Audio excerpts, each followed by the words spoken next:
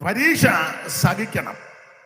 അതെന്തിനെന്ന് ചോദിച്ചാൽ പരീക്ഷ കഴിയുമ്പോഴാ ആൾ എങ്ങനെയുണ്ടെന്ന് തെളിയുന്നത്. സ്തോത്രം. അബ്രഹാമും പരീക്ഷിക്കപ്പെട്ടു. പരീക്ഷ കഴിഞ്ഞപ്പോഴാ ആൾ എങ്ങനെ ഉണ്ടെന്ന് തെളിഞ്ഞത്. അപ്പോൾ പരീക്ഷകൾ വരാതിരിക്കാനല്ല പ്രാർത്ഥിക്കേണ്ടത്, പരീക്ഷ വരണം. ആ പരീക്ഷയിൽ കൂടി കടന്നു പോകണം. അത് കഴിയുമ്പോൾ നീ നല്ലതുപോലെ തെളിഞ്ഞു വെളി വരും. സ്തോത്രം. അപ്പോൾ വിവിധ പരീക്ഷകൾ വരുമ്പോൾ എന്നെ കൊണ്ടൊക്കുമോ, സഹിക്കാൻ പറ്റുമോ എന്നോർത്ത് ഭാരപ്പെടുകയൊന്നും വേണ്ട. നമ്മൾ പകല് വായിച്ചു നിർത്തി പരീക്ഷയോടുകൂടെ ദൈവം പോക്കുവഴി ഉണ്ടാകും. വായിച്ചേ 13-ാം വാക്യം. കൊരിന്ത്യർക്ക് എഴുതിയ 1-ാം ലേഖനം 10-ാം അധ്യായത്തിന്റെ 13-ാമത്തെ വാക്യം. മനുഷ്യർക്ക് നടപ്പല്ലാത്ത പരീക്ഷ നിങ്ങൾക്ക് നേരിട്ടിട്ടില്ല. അതാണ് വിവിധ പരീക്ഷകൾ വരുമ്പോൾ എങ്ങനെ സഹിക്കും, എന്നെ കൊണ്ടൊക്കുമോ, എങ്ങനെ ആകും എന്നോർത്ത് ചിന്താഭാരം ഒന്നും ഉണ്ടാകണ്ട. തിരുവചനം പഠിപ്പിക്കുക, മനുഷ്യർക്ക് നടപ്പല്ലാത്ത പരീക്ഷ നിങ്ങൾക്ക് നേരിട്ടിട്ടില്ല. ഞാൻ പകലും സൂചിപ്പിച്ച് നിങ്ങൾക്ക് പറയാം, നമുക്ക് സഹിക്കാൻ പറ്റാത്തതൊന്നും ദൈവം തരത്തില്ല, ഒന്നും തരികയില്ല. പകല് പറഞ്ഞതുപോലെ തിരിഞ്ഞിരുന്നു. അല്ലെ, യോഗം കഴിയുമ്പം പെടലി വേദനയാ, നാളെ യോഗത്തിന് വരികയില്ല. പിന്നെ ബിന്നിപ്പാസ്റ്റം പറയും, പുള്ളിയെ വിളിച്ചതാ, പകുതി പേര് യോഗത്തിന് വന്നില്ലെന്നൊരു പേര് വേണ്ട. നിങ്ങളും ഇങ്ങോട്ട് തിരിഞ്ഞിരുന്നു, അങ്ങോട്ട് കയറിയിരുന്നു, ഇങ്ങോട്ട്. മോനെ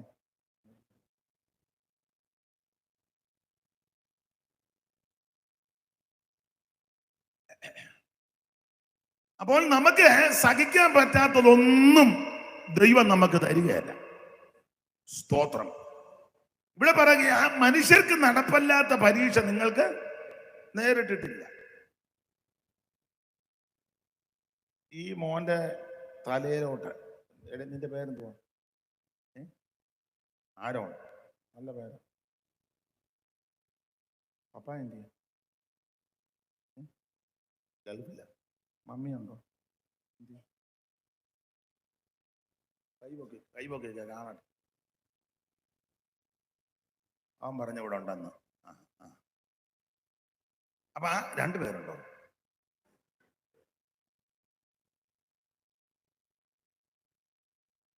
ആരോന്റെ മമ്മി. അതാ. അപ്പൊ എന്നെ മുന്നിൽ പൊക്കിയ ആളോ?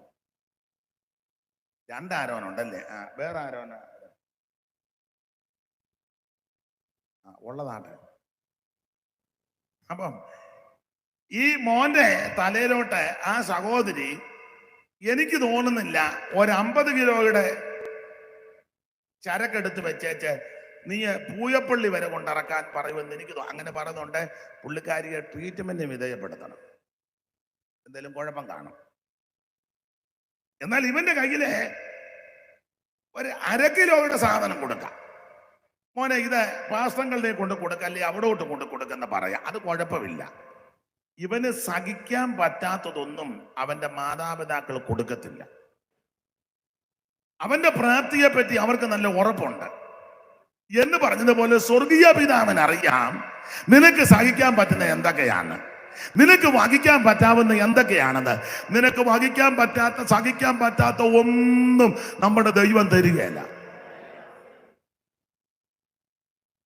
ഞാൻ ഈ പഴയ പാട്ടുകളൊക്കെ കൂടുതൽ പാടുന്നത് ചിലർക്കറിയാം, കാരണം അതിനകത്ത് വല്ലതും ഉണ്ട്. ഇപ്പോഴത്തെ പാടിയ അന്നേരത്തെ ഈ കച്ചിത്തുറുവിന് തീ പിടിക്കും പോലെ. തുറുവിന് തീ പിടിച്ചാൽ നമുക്ക് ആ ഭാഗത്തോട്ട് ചെല്ലാനൊക്കെ അല്ല, മാറിക്കോ, ഓടിക്കോണം. ഊന്ന് പറഞ്ഞാൽ കത്ത് കയറുന്നത്. 2 മണിക്കൂർ കഴിഞ്ഞ് എന്നാൽ ഇച്ചിരി ചാരമുണ്ട്, അതും പോയി. ഇപ്പോഴത്തെ മിക്ക പാട്ടുകളുമൊക്കെ അങ്ങനെ. ഇതെല്ലാം കൂടെ വെച്ചങ്ങോട്ട് അടിച്ച് ഇവിടെ പിന്നെ വലിയ കുഴപ്പമില്ല കേട്ടോ, അത്യാവശ്യം ഒരെണ്ണം ഉള്ളു. ചിലടത്ത് ചെന്നാൽ അന്തം വിട്ടു പോവുക. ഇതെല്ലാം കൂടെ വെച്ചങ്ങോട്ട് അടിച്ച് ബഹളം ഉണ്ടാക്കി, ഭയങ്കര ബഹളമാ. അല്പസമയം കഴിഞ്ഞെന്ന് ഊതിയാ മതി, തീർന്നു. എന്നാൽ നല്ല വിറകടുപ്പിൽ പൂവത്തിന്റെ കനല്, ആളി കത്തൊന്നുമില്ല, പക്ഷെ കത്തി പിടിച്ചാൽ അത് കത്തി നിൽക്കും. 2 ദിവസം കഴിഞ്ഞ് ഊതിയാലും കനല് കാണും, അതിൽ നിന്ന് പിന്നെയും ഉപയോഗിക്കാം. പഴയ പാട്ടുകൾക്ക് അങ്ങനെ മൂല്യമുള്ളതാണ്. നിങ്ങൾക്കും ചിലർക്ക് അറിയാം. പുതിയ പാട്ടെല്ലാം മോശമാണെന്ന് ഞാൻ പറയത്തുമില്ല, നല്ല പാട്ടുകളുണ്ട്. പക്ഷെ അത് കണ്ടുപിടിക്കണം, വലിയ ബുദ്ധിമുട്ടാണ്. അപ്പോൾ പഴയ ഒരു പാട്ട്, അതിന്റെ സന്ദർഭം ഇതാ. മൂത്താമ്പാക്കൽ കൊച്ചുകുഞ്ഞുപദേശിയുടെ കയ്യില് അദ്ദേഹത്തിന്റെ മകൻ ശൗവേലുകുട്ടി മരിച്ചു. അപ്പോൾ പറയുന്നത്, ആ ശാമുവേലുകുട്ടിയുടെ മകന്റെ ഡെഡ് ബോഡിയും കൈ വെച്ചുകൊണ്ട് അദ്ദേഹം എഴുതിയ വരികളാ. നിങ്ങൾക്കറിയാം, ദുഃഖത്തിന്റെ പാനപാത്രം കർത്താവിന്റെ കൈ തന്നാൽ ബാക്കി നിങ്ങൾ പറയോ പാടുകയോ ചെയ്യും. അതായിരുന്നു കൊച്ചുകുഞ്ഞ്. സർവജ്ഞനായ ദൈവം മൂത്താമ്പാക്കൽ കൊച്ചുകുഞ്ഞിന്റെ കയ്യിലോട്ട് ദുഃഖത്തിന്റെ പാനപാത്രം കൊടുത്തപ്പോ അത് തല്ലിപ്പൊട്ടിക്കുകയായിരുന്നോ, എടുത്ത് ദൂരോട്ടെറിയായിരുന്നോ, കൊടുത്ത പുള്ളീനെ പള്ളു പറയുകയായിരുന്നോ? അല്ല, പിന്നെ എന്തുവാ ചെയ്യുന്ന? സന്തോഷത്തോടെ ആ പാത്രം, ദുഃഖത്തിന്റെ പാനപാത്രം വാങ്ങി ഹല്ലേലൂയ പാടി. അമ്മാമ്മയുടെ പേരെന്നാ? മറിയാമ്മ. എവിടാ വീട്? ആയിക്കോട്ടെ. അപ്പൊ ഈ അമ്മാമ്മയോട് ചോദ്യം ചോദിക്കാം. അറിയാവുന്നെങ്കിൽ പറഞ്ഞോണം, അറിയാമേലെ ഭാരപ്പെടുവൊന്നും വേണ്ട, നമുക്ക് പരിഹാരം ഉണ്ടാക്കാം. അപ്പൊ ദുഃഖത്തിന്റെ പാനപാത്രം മൂത്താമ്പാക്കൽ കൊച്ചുകുഞ്ഞ് ദൈവം തമ്പുരാൻ കൊച്ചുകുഞ്ഞിന്റെ കയ്യിൽ കൊടുത്തപ്പോ കൊച്ചുകുഞ്ഞ് ഈ ദുഃഖത്തിന്റെ പാനപാത്രം വാങ്ങി തല്ലിപ്പൊട്ടിക്ക്, അത് എടുത്തെറിയാതെ പള്ളു പറയാതെ അത് വാങ്ങി സന്തോഷത്തോടെ ഹല്ലേലൂയ പാടാൻ കാരണം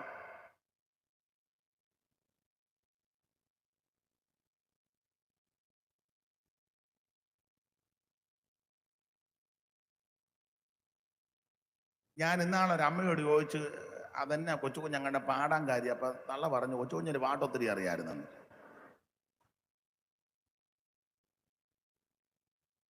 ദുഃഖത്തിന്റെ പാനപാത്രം മൂത്താമ്പാക്കൽ കൊച്ചുകുഞ്ഞിന്റെ കയ്യിലോട്ട് സർവജ്ഞനായ ദൈവം കൊടുത്തപ്പോൾ ആ പാത്രം വാങ്ങി എതിർക്കാതെ, കൊടക്കാതെ, കയർക്കാതെ, ഉതയ്ക്കാതെ അത് വാങ്ങി സന്തോഷത്തോടെ ഹല്ലേലൂയ പാടി കൊച്ചുകുഞ്ഞ്.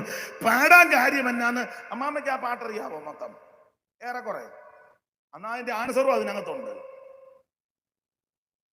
അതാ, ദോഷമായിട്ടൊന്നും എന്നോ എന്റെ ദാതൻ ചെയ്യുകയില്ല,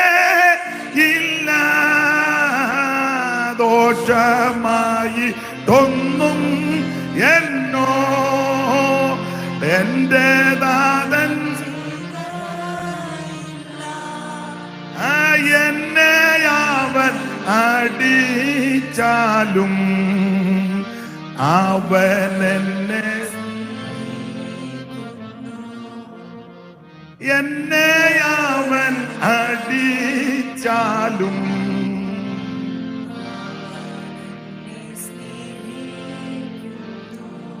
പ്രൈസ് ദി ലോർഡ്. നിന്നെ സ്നേഹിക്കുന്ന ഒരു ദൈവമുണ്ട്. ദൈവസ്നേഹത്തെ പറ്റി കൊടുത്തിരിക്കുന്നത്, ഈ സ്നേഹം നിത്യസ്നേഹമാണ്. ഇവിടം കൊണ്ട് തീരുന്നതല്ല, ഇത് നിത്യസ്നേഹമാണ്.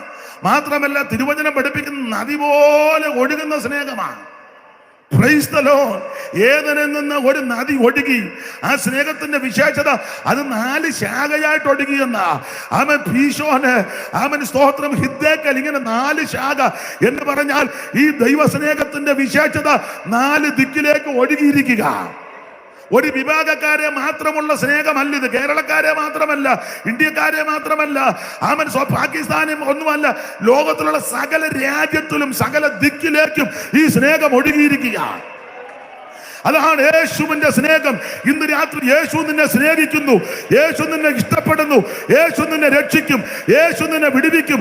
വിടുവിപ്പാൻ കഴിവുള്ള ഒരുവനേ ഉള്ളൂ, അത് നസറയനാകുന്ന യേശു.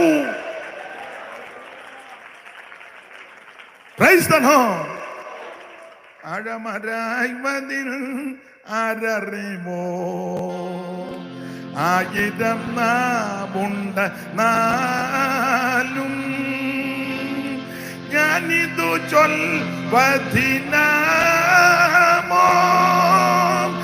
ഏതും ഒരംശം ഉരച്ചിടുവാൻ പാരിതിലാർക്കെഴുതോ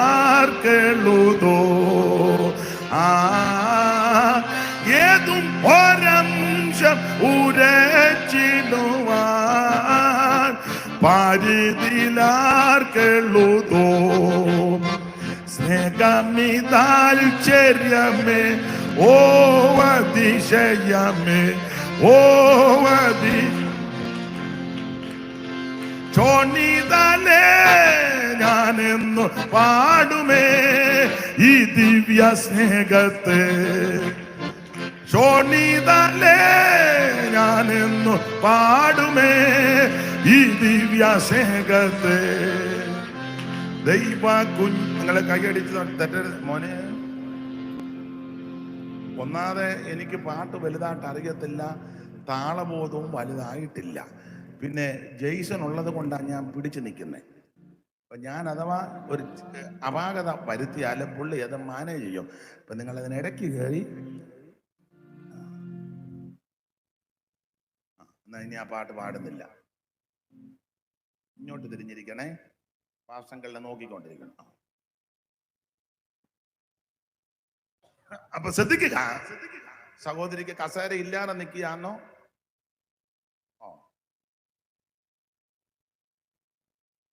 അല്ല, കസേര ഇല്ലെങ്കിൽ ഇവിടെ ഫ്രണ്ടിൽ ഒരു 5-6 കസേര കിടപ്പുണ്ട്. അപ്പൊ ശ്രദ്ധിക്കുക, ഈ ദൈവസ്നേഹത്തിന്റെ പ്രത്യേകത ഇത് നിത്യസ്നേഹമാണ്. ഇവിടുത്തെ സ്നേഹമെല്ലാം കുഴിമാടം കൊണ്ട് തീരുന്നതാണ്. ഭാര്യാഭർത്തൃ സ്നേഹം, മക്കളോടും മാതാപിതാക്കളോടുമുള്ള സ്നേഹമെല്ലാം കുഴിമാടത്തിൽ വരും. ഒടുവില് ഒരു നുള്ളു മണ്ണും, അങ്ങനൊന്നും വ്യവസ്ഥയൊന്നുമില്ല. പിന്നെ ആരാണ്ട് കാണിച്ച് നമ്മളും മണ്ണ് വാരി, ജീവിച്ചപ്പോ ചെളി വാരി എറിഞ്ഞു, പോകാൻ നേരത്തിര മണ്ണും വാരി, ഇതൊക്കെ നടക്കുന്നത്. അല്ല വേറെ ചെളി വാരി എറിഞ്ഞവനും അന്നാ ഇച്ചിരി പൊടിമണ്ണ് തന്നേരും, അതോടെ ഏതായാലും പണ്ടെറിഞ്ഞത് അന്നാ ഇച്ചിരി ഇവിടെ കിടന്നോട്ടെ. സ്തോത്രം. തീർന്നു. പിന്നെ മണ്ണുമൊക്കെ കഴിച്ചാൽ എല്ലാവരും പിന്നെ 3-4 കവർ മേടിച്ചോണ്ടും പോകും. അയ്യോ, ഞാൻ എൻ്റെ കണ്ണിന് കണ്ടതാണ്.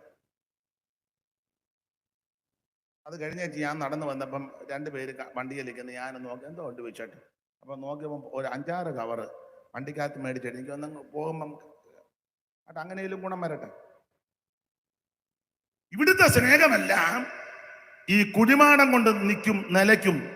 എന്നാൽ അവിടുത്തെ സ്നേഹം ഇതുകൊണ്ടൊന്നും നിൽക്കുന്നതല്ല. Price the Lord. അത് നിത്യതയോളം നിലനിൽക്കുന്ന സ്നേഹമാണ്. അതാ നിത്യസ്നേഹം എന്നുള്ള പദം കൊടുത്തിരിക്കുന്നത്.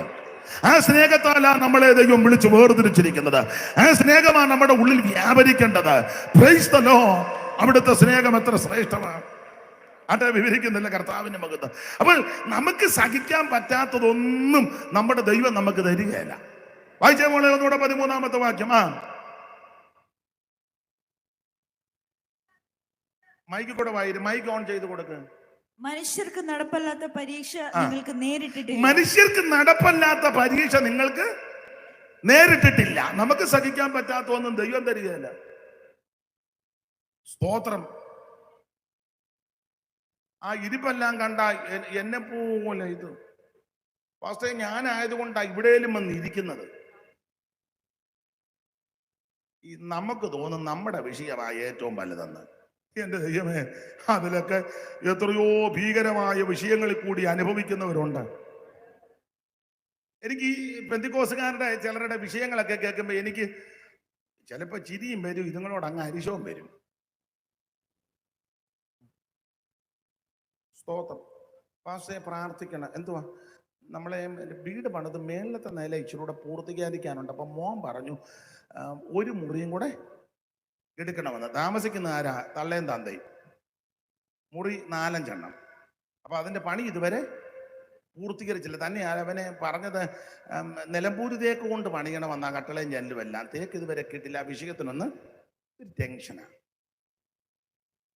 എടാ, വിവരദോഷി കയറിക്കിടക്കാൻ ഇടമില്ലാതെ കടത്തിണ്ണെ കിടക്കുന്നവനുണ്ടെന്ന് ഓർക്കണം, ഇല്ലേ?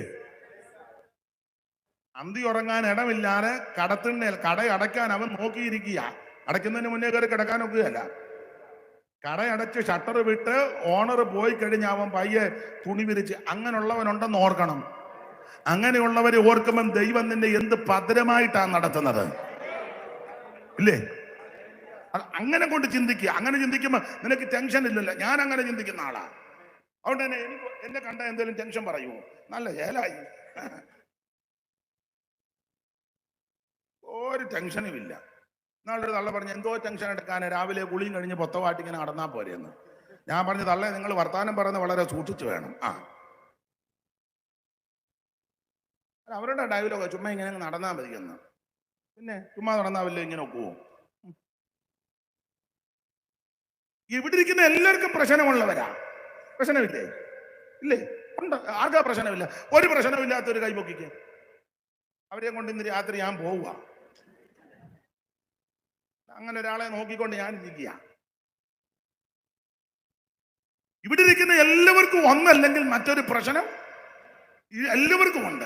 പക്ഷെ ഒരു കാര്യം പറയാ, മറ്റുള്ളവരുടെ പ്രശ്നങ്ങൾ നോക്കുമ്പോൾ നമുക്കൊന്നുമില്ല. നിനക്ക് നിന്റെ മുമ്പിൽ വെക്കുന്ന ഭക്ഷണം കൈകൊണ്ട് വാരി കഴിക്കാമല്ലോ. എത്രയോ നൂറുകണക്കിന് ആൾക്കാർ മൂക്കിടെ ട്യൂബിട്ട് ലിക്വിഡായിട്ട് കുടിക്കുന്നു. അതോർക്കുമ്പോ നിനക്ക് എന്നാ പ്രശ്നം?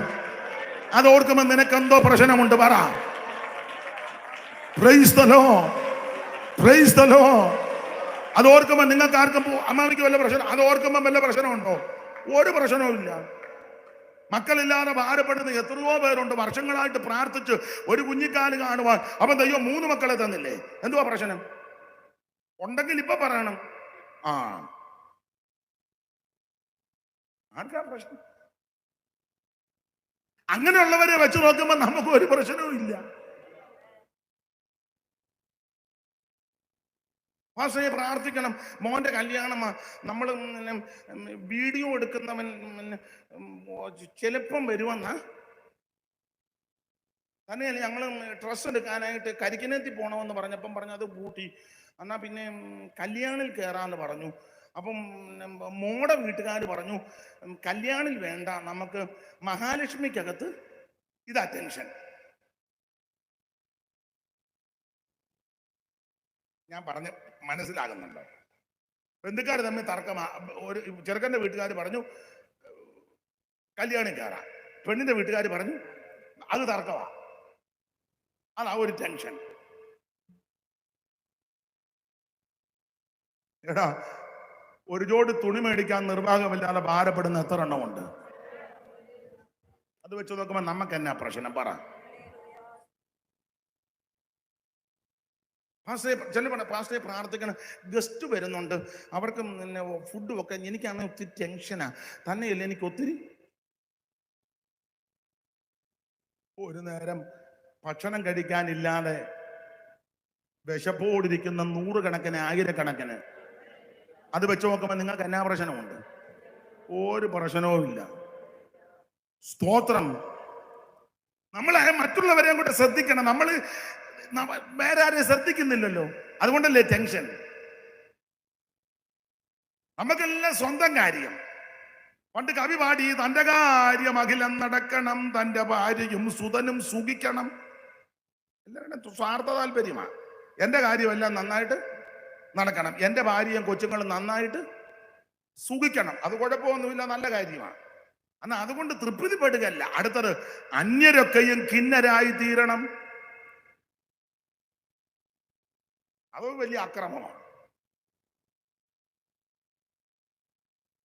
അപ്പൊ തന്റെ കാര്യം അഖിലം നടക്കണം, തന്റെ ഭാര്യയും സുതനും സുഖിക്കണം. അത് വലിയ കുഴപ്പമില്ല. അടുത്തതാ കുഴപ്പടി, അന്യരൊക്കെയും കിന്നരായി തീരണം. തന്നെ വന്ന് വണങ്ങിയിടണം ദിനം. അത് നല്ല സ്വഭാവമല്ല. എന്നെ കേൾക്കുന്ന പ്രിയരെ, മറ്റുള്ളവരെ വെച്ച് നോക്കുമ്പോൾ നമുക്കൊരു പ്രശ്നവും ഇല്ലെന്ന്. 1 സെന്റ് ഭൂമിയില്ലാതെ ഭാരപ്പെടുന്ന എത്രയോ ആയിരങ്ങളുണ്ട്, ഇല്ലേ? നിനക്കൊന്ന് വലിയ 5 സെന്റെങ്കിലും ഉണ്ടല്ലോ. അത് വെച്ച് നോക്കുമ്പോൾ നീ ഭാഗ്യവാനും ഭാഗ്യവതിയാ. സ്തോത്രം. അന്തി ഉറങ്ങാൻ ഇടമില്ലാതെ ഭാരപ്പെടുന്ന ലക്ഷക്കണക്കിന് ആൾക്കാരാ. നമ്മുടെ ആൾക്കാർക്ക് ഇപ്പൊ നിങ്ങൾ ചെല്ലുന്ന വീട്ടിൽ സൗകര്യമില്ലെന്നാ പറയുന്നത്. സൗകര്യം എന്തുവാ ഇല്ലാത്ത? നിങ്ങൾ എന്നേക്കാൾ അനുഭവ സമ്പത്തുള്ളവരുണ്ട്. ബോംബെയിലും ഡൽഹിയിലും ഒക്കെ പണ്ട് താമസിച്ചവരോട് ഓർത്ത്, അടുക്കള എന്ന് പറഞ്ഞാൽ കിച്ചൺ നിന്ന് തരിയാൻ ഇടമില്ല. അതൊക്കെ വെച്ച് നോക്കുമ്പോൾ നിങ്ങളുടെ വീട്ടിലെ അടുക്കളയെന്ന് പറഞ്ഞാൽ വലിയ ഫുട്ബോൾ കോർട്ടാ. അങ്ങനെയൊക്കെ അങ്ങോട്ട് ചിന്തിക്കേ. സ്തോത്രം. ആ രീതി ചിന്തിച്ചേ നമുക്ക് പ്രശ്നമില്ല. എന്ത് ഭദ്രമായിട്ടാ ദൈവം നമ്മെ നടത്തുന്നത്. കാലുകുത്തി നടന്ന് മേളിൽ നാന്നിലും നടന്ന് ഇവിടെ കയറി ഇരിക്കാൻ ഭാഗ്യം നോക്കുന്നല്ലോ. അനേകര് കിടക്കുക. അവരെ വെച്ച് നോക്കുമ്പോൾ എന്ത് ഭാഗ്യമാ. സ്തോത്രം, സ്തോത്രം. യാതൊരു തടവില്ലാതെയോ ശ്വാസം ഇങ്ങനെ വിടുകയും എടുക്കുകയും ചെയ്യുന്നത്. എത്രയോ പേര് ഓക്സിജൻ കിട്ടാതെ വെപ്രാളപ്പെടുക, കണ്ണുരുട്ടി കിടക്കുക. അത് വെച്ച് നോക്കുമ്പോൾ നിനക്ക് എന്ത് നന്മയാ ദൈവം ചെയ്തേ. അപ്പൊ ഇതൊക്കെ വെച്ച് ദൈവത്തെ മഹത്വപ്പെടുത്തണം. അത് ഭാഗം വിടുക. നമുക്ക് സഹിക്കാൻ പറ്റാത്തതൊന്നും ദൈവം തരികയില്ല. അതാ ഇവിടെ വായിക്കുന്ന മനുഷ്യർക്ക് നടപ്പല്ലാത്ത പരീക്ഷ നിങ്ങൾക്ക് നേരിട്ടിട്ടില്ല, ദൈവം വിശ്വസ്തൻ. അടുത്ത വാക്യം, നിങ്ങൾക്ക് കഴിയുന്നതിന് മീതെ പരീക്ഷ നേരിടുവാൻ നിങ്ങൾക്ക് കഴിയുന്നതിന് മീതെ പരീക്ഷ നേരിടുവാൻ അവൻ സമ്മതിക്കാതെ നിങ്ങൾക്ക് സഹിപ്പാൻ കഴിയേണ്ടതിന് പരീക്ഷയോട് കൂടെ അവിടുന്ന് പോക്കുവഴി ഉണ്ടാക്കും. ദൈവം നിനക്ക് നീക്കുപോക്കുണ്ടാക്കി തരുന്ന ദൈവമാ. ദൈവം നിനക്ക് വിടുതലുണ്ടാക്കി തരുന്ന ദൈവമാ. അവൻ നാം അറിയാത്ത വഴികൾ ദൈവം നമുക്ക് വേണ്ടി തുറക്കും. നീ ഉദ്ദേശിക്കാത്ത മേഖലകളിൽ കൂടി ദൈവം നിന്നെ നടത്തും. അവിടുന്ന് ആടിയിൽ പാറകൊടുക്കുന്നവനാ. Praise the Lord. നമുക്ക് പ്രശ്നമായി തോന്നുന്നതിനെ ദൈവം പരിഹരിച്ചു തരും. പരീക്ഷയോട് കൂടെ പോക്കുവഴി ഉണ്ടാക്കും. ഞാൻ എപ്പോഴും പറയും, മുൻപിൽ ചെങ്കടൽ, ഇരുവശവും വലിയ പർവ്വതം, പുറകെ പറവോന്റെ സൈന്യം വരുന്നു. സെലക്ട് ചെയ്ത് 600 ഇരുമ്പരഥങ്ങളുമായിട്ട്. അപ്പൊ ഇസ്രായേൽ മക്കൾ ആദ്യം പുറപ്പെട്ടപ്പോ ഇവൻ തടഞ്ഞില്ല. തടയാഞ്ഞന്റെ കാര്യം, ഇവര് കുഞ്ഞാടിനെ അടുത്ത് ചോരത്തളി ആചരിച്ച് സകലതും എടുത്തുകൊണ്ട് ഇങ്ങനെ യാത്രയായി. ഒരു കുളമ്പ് പോലും ശേഷിച്ചില്ല. മുഴുവൻ ഈ ചെയ്ത ജോലിക്ക് കൂലി കൊടുക്കാത്തത് കൊണ്ട് കൊള്ളയും കൂടി ഇട്ടാ പോണത്. അപ്പൊ ചോദിച്ചതെല്ലാം പർവ്വം കൊടുത്തു. കാരണം ആദിജാതന്മാര് പടുപടാന്ന് വീഴുക. ഇവൻ അകവാള് വെട്ടിപ്പോയി.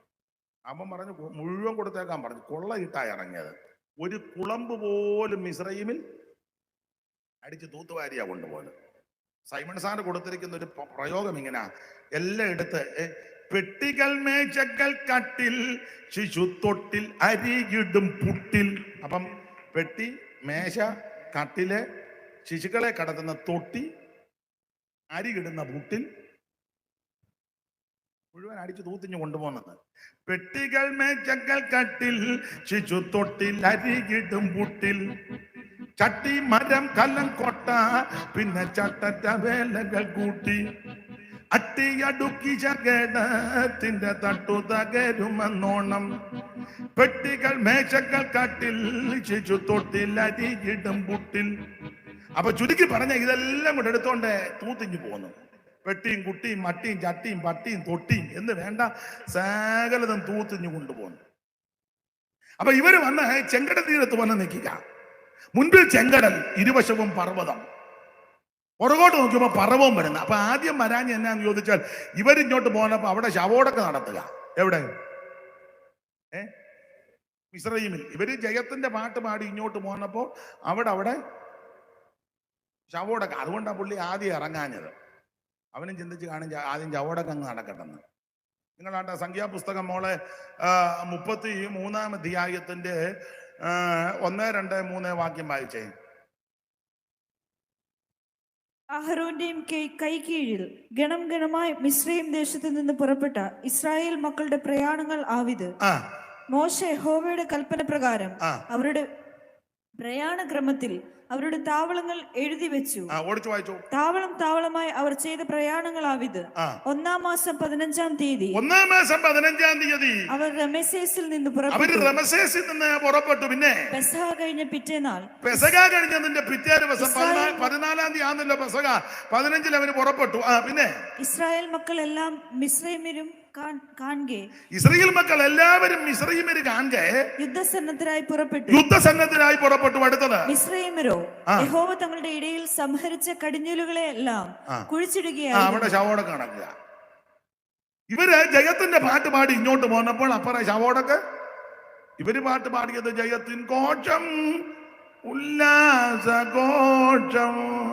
ഭക്തരിൻ കൂടാരത്തിൽ എന്നും പുതുഗീതം. അപ്പൊ ഈ പാട്ട് പാടി ഇവരിങ്ങോട്ട് പോന്നപ്പം അവിടുത്തെ പാട്ട് ഏതാ? പാടിക്കോ, ജാഗത്തൊന്നുമില്ല.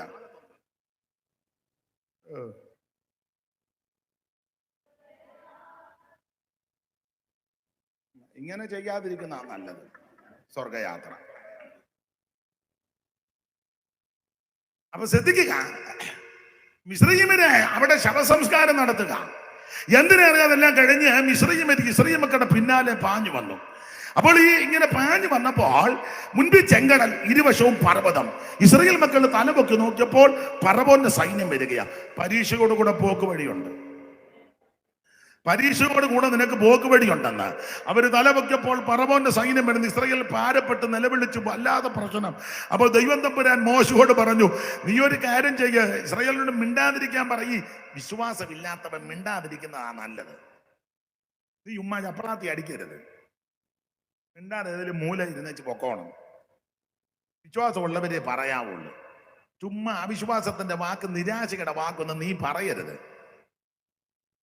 അയ്യോ പറഞ്ഞു മിണ്ടാതിരിക്കാൻ പറ.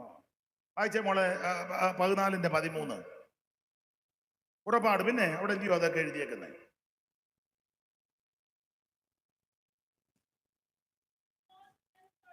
തലയെ തുണിയും കൂടെ ഇട്ടോ.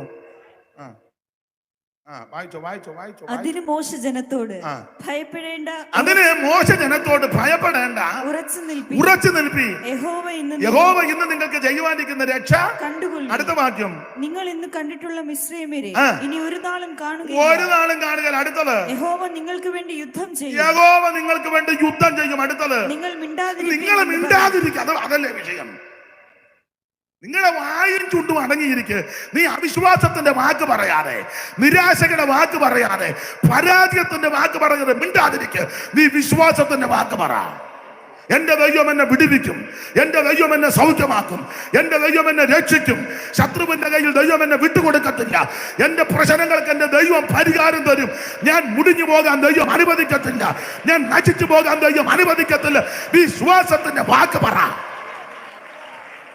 ഈ രോഗം സൗഖ്യമാകും, ഈ പ്രശ്നം മാറും, ഈ പ്രതികൂലം മാറും, ഈ വിഷയത്തിന് ദൈവം പരിഹാരം തരും. വിശ്വാസത്തിന്റെ വാക്ക് പറ. വിശ്വാസത്തിന്റെ വാക്ക് പറ. വിശ്വാസം പറ. അവിശ്വാസം എന്ന ദുഷ്ടഹൃദയത്തെ ശാസിക്ക്.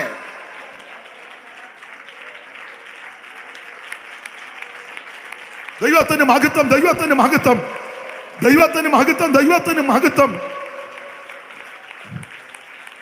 ഹല്ലേലൂയ. ഈ ദൈവമക്കളുടെ നാവിൽ നിന്ന് വിശ്വാസത്തിന്റെ വാക്കേ പറയാവൂ. ഒരു രോഗി നമ്മുടെ അടുക്ക വന്നു, രോഗമെല്ലാം കൂടെ നമുക്ക് മെഡിക്കൽ കോളേജിലോട്ട് പോകാം. അതാണോ പറയണ്ടേ?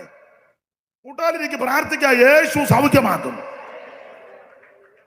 ഇത് അതല്ലല്ലോ പറയുന്നത്. ഉടനെ പറഞ്ഞ് നമുക്ക് മുത്തൂറ്റ് പോകണോ അതോ ലക്ഷറി പോകണോ? രോഗിയായിട്ട് വന്നവനോട് ചോദിക്കുക. ഞാൻ പറയും ലക്ഷോറിൽ എങ്ങനെ? ലക്ഷോറി ഡോക്ടർ ചാൻഡി ഉണ്ട്. നീ ചാൻഡിയുടെയും കീണ്ടിയുടെയും കാര്യം പറയാതെ യേശുവിന്റെ കാര്യം പറ. യേശു നിന്നെ സൗഖ്യമാക്കും, യേശു നിന്നെ വിടുവിക്കും, യേശു നിന്നെ രക്ഷിക്കും. വിശ്വാസത്തിന്റെ വാക്ക് പറ. സ്തോത്രം. ഇത് നിന്റെ പൊന്നും കൊടുത്ത വാ തുറന്ന ഞാൻ ഈ അവിശ്വാസമുള്ളവൻ പറയുന്നത് ഞാൻ മൈൻഡ് ചെയ്യരുത്, ശ്രദ്ധിക്കുകയല്ല. പിന്നെ അവനോട് കൊടുക്കാനൊക്കാത്ത കൊണ്ട് ഞാൻ അന്നേരം വേറെ കാര്യം ശ്രദ്ധിക്കും, മൈൻഡ് ചെയ്യത്തില്ല. എന്നാൽ വിശ്വാസത്തിന്റെ വാക്ക് പറയുന്നവനോട് ഞാൻ കൂടുതൽ അടുക്കും. അങ്ങനെ ജ്ഞാനിയോട് കൂടെ നടന്നാൽ നീ ജ്ഞാനിയാകുമെന്നാ. വിശ്വാസമുള്ളവന്റെ കൂടെ നടന്നാൽ നിനക്കും വിശ്വാസം വർദ്ധിക്കും. നിരാശ, അവിശ്വാസവും പരാജയവും പണ്ടപ്പരപ്പും പറയുന്നതിന്റെ കൂടെ നടന്നാൽ നിന്റെ ഉള്ള വിശ്വാസം കൂടെ പോകും. അവനൊന്ന് കൈ കൊടുത്തങ്ങ് വിട്ടേക്കണം. അവനെ വണ്ടിയിലും കയറ്റരുത്. കയറ്റിയ അവൻ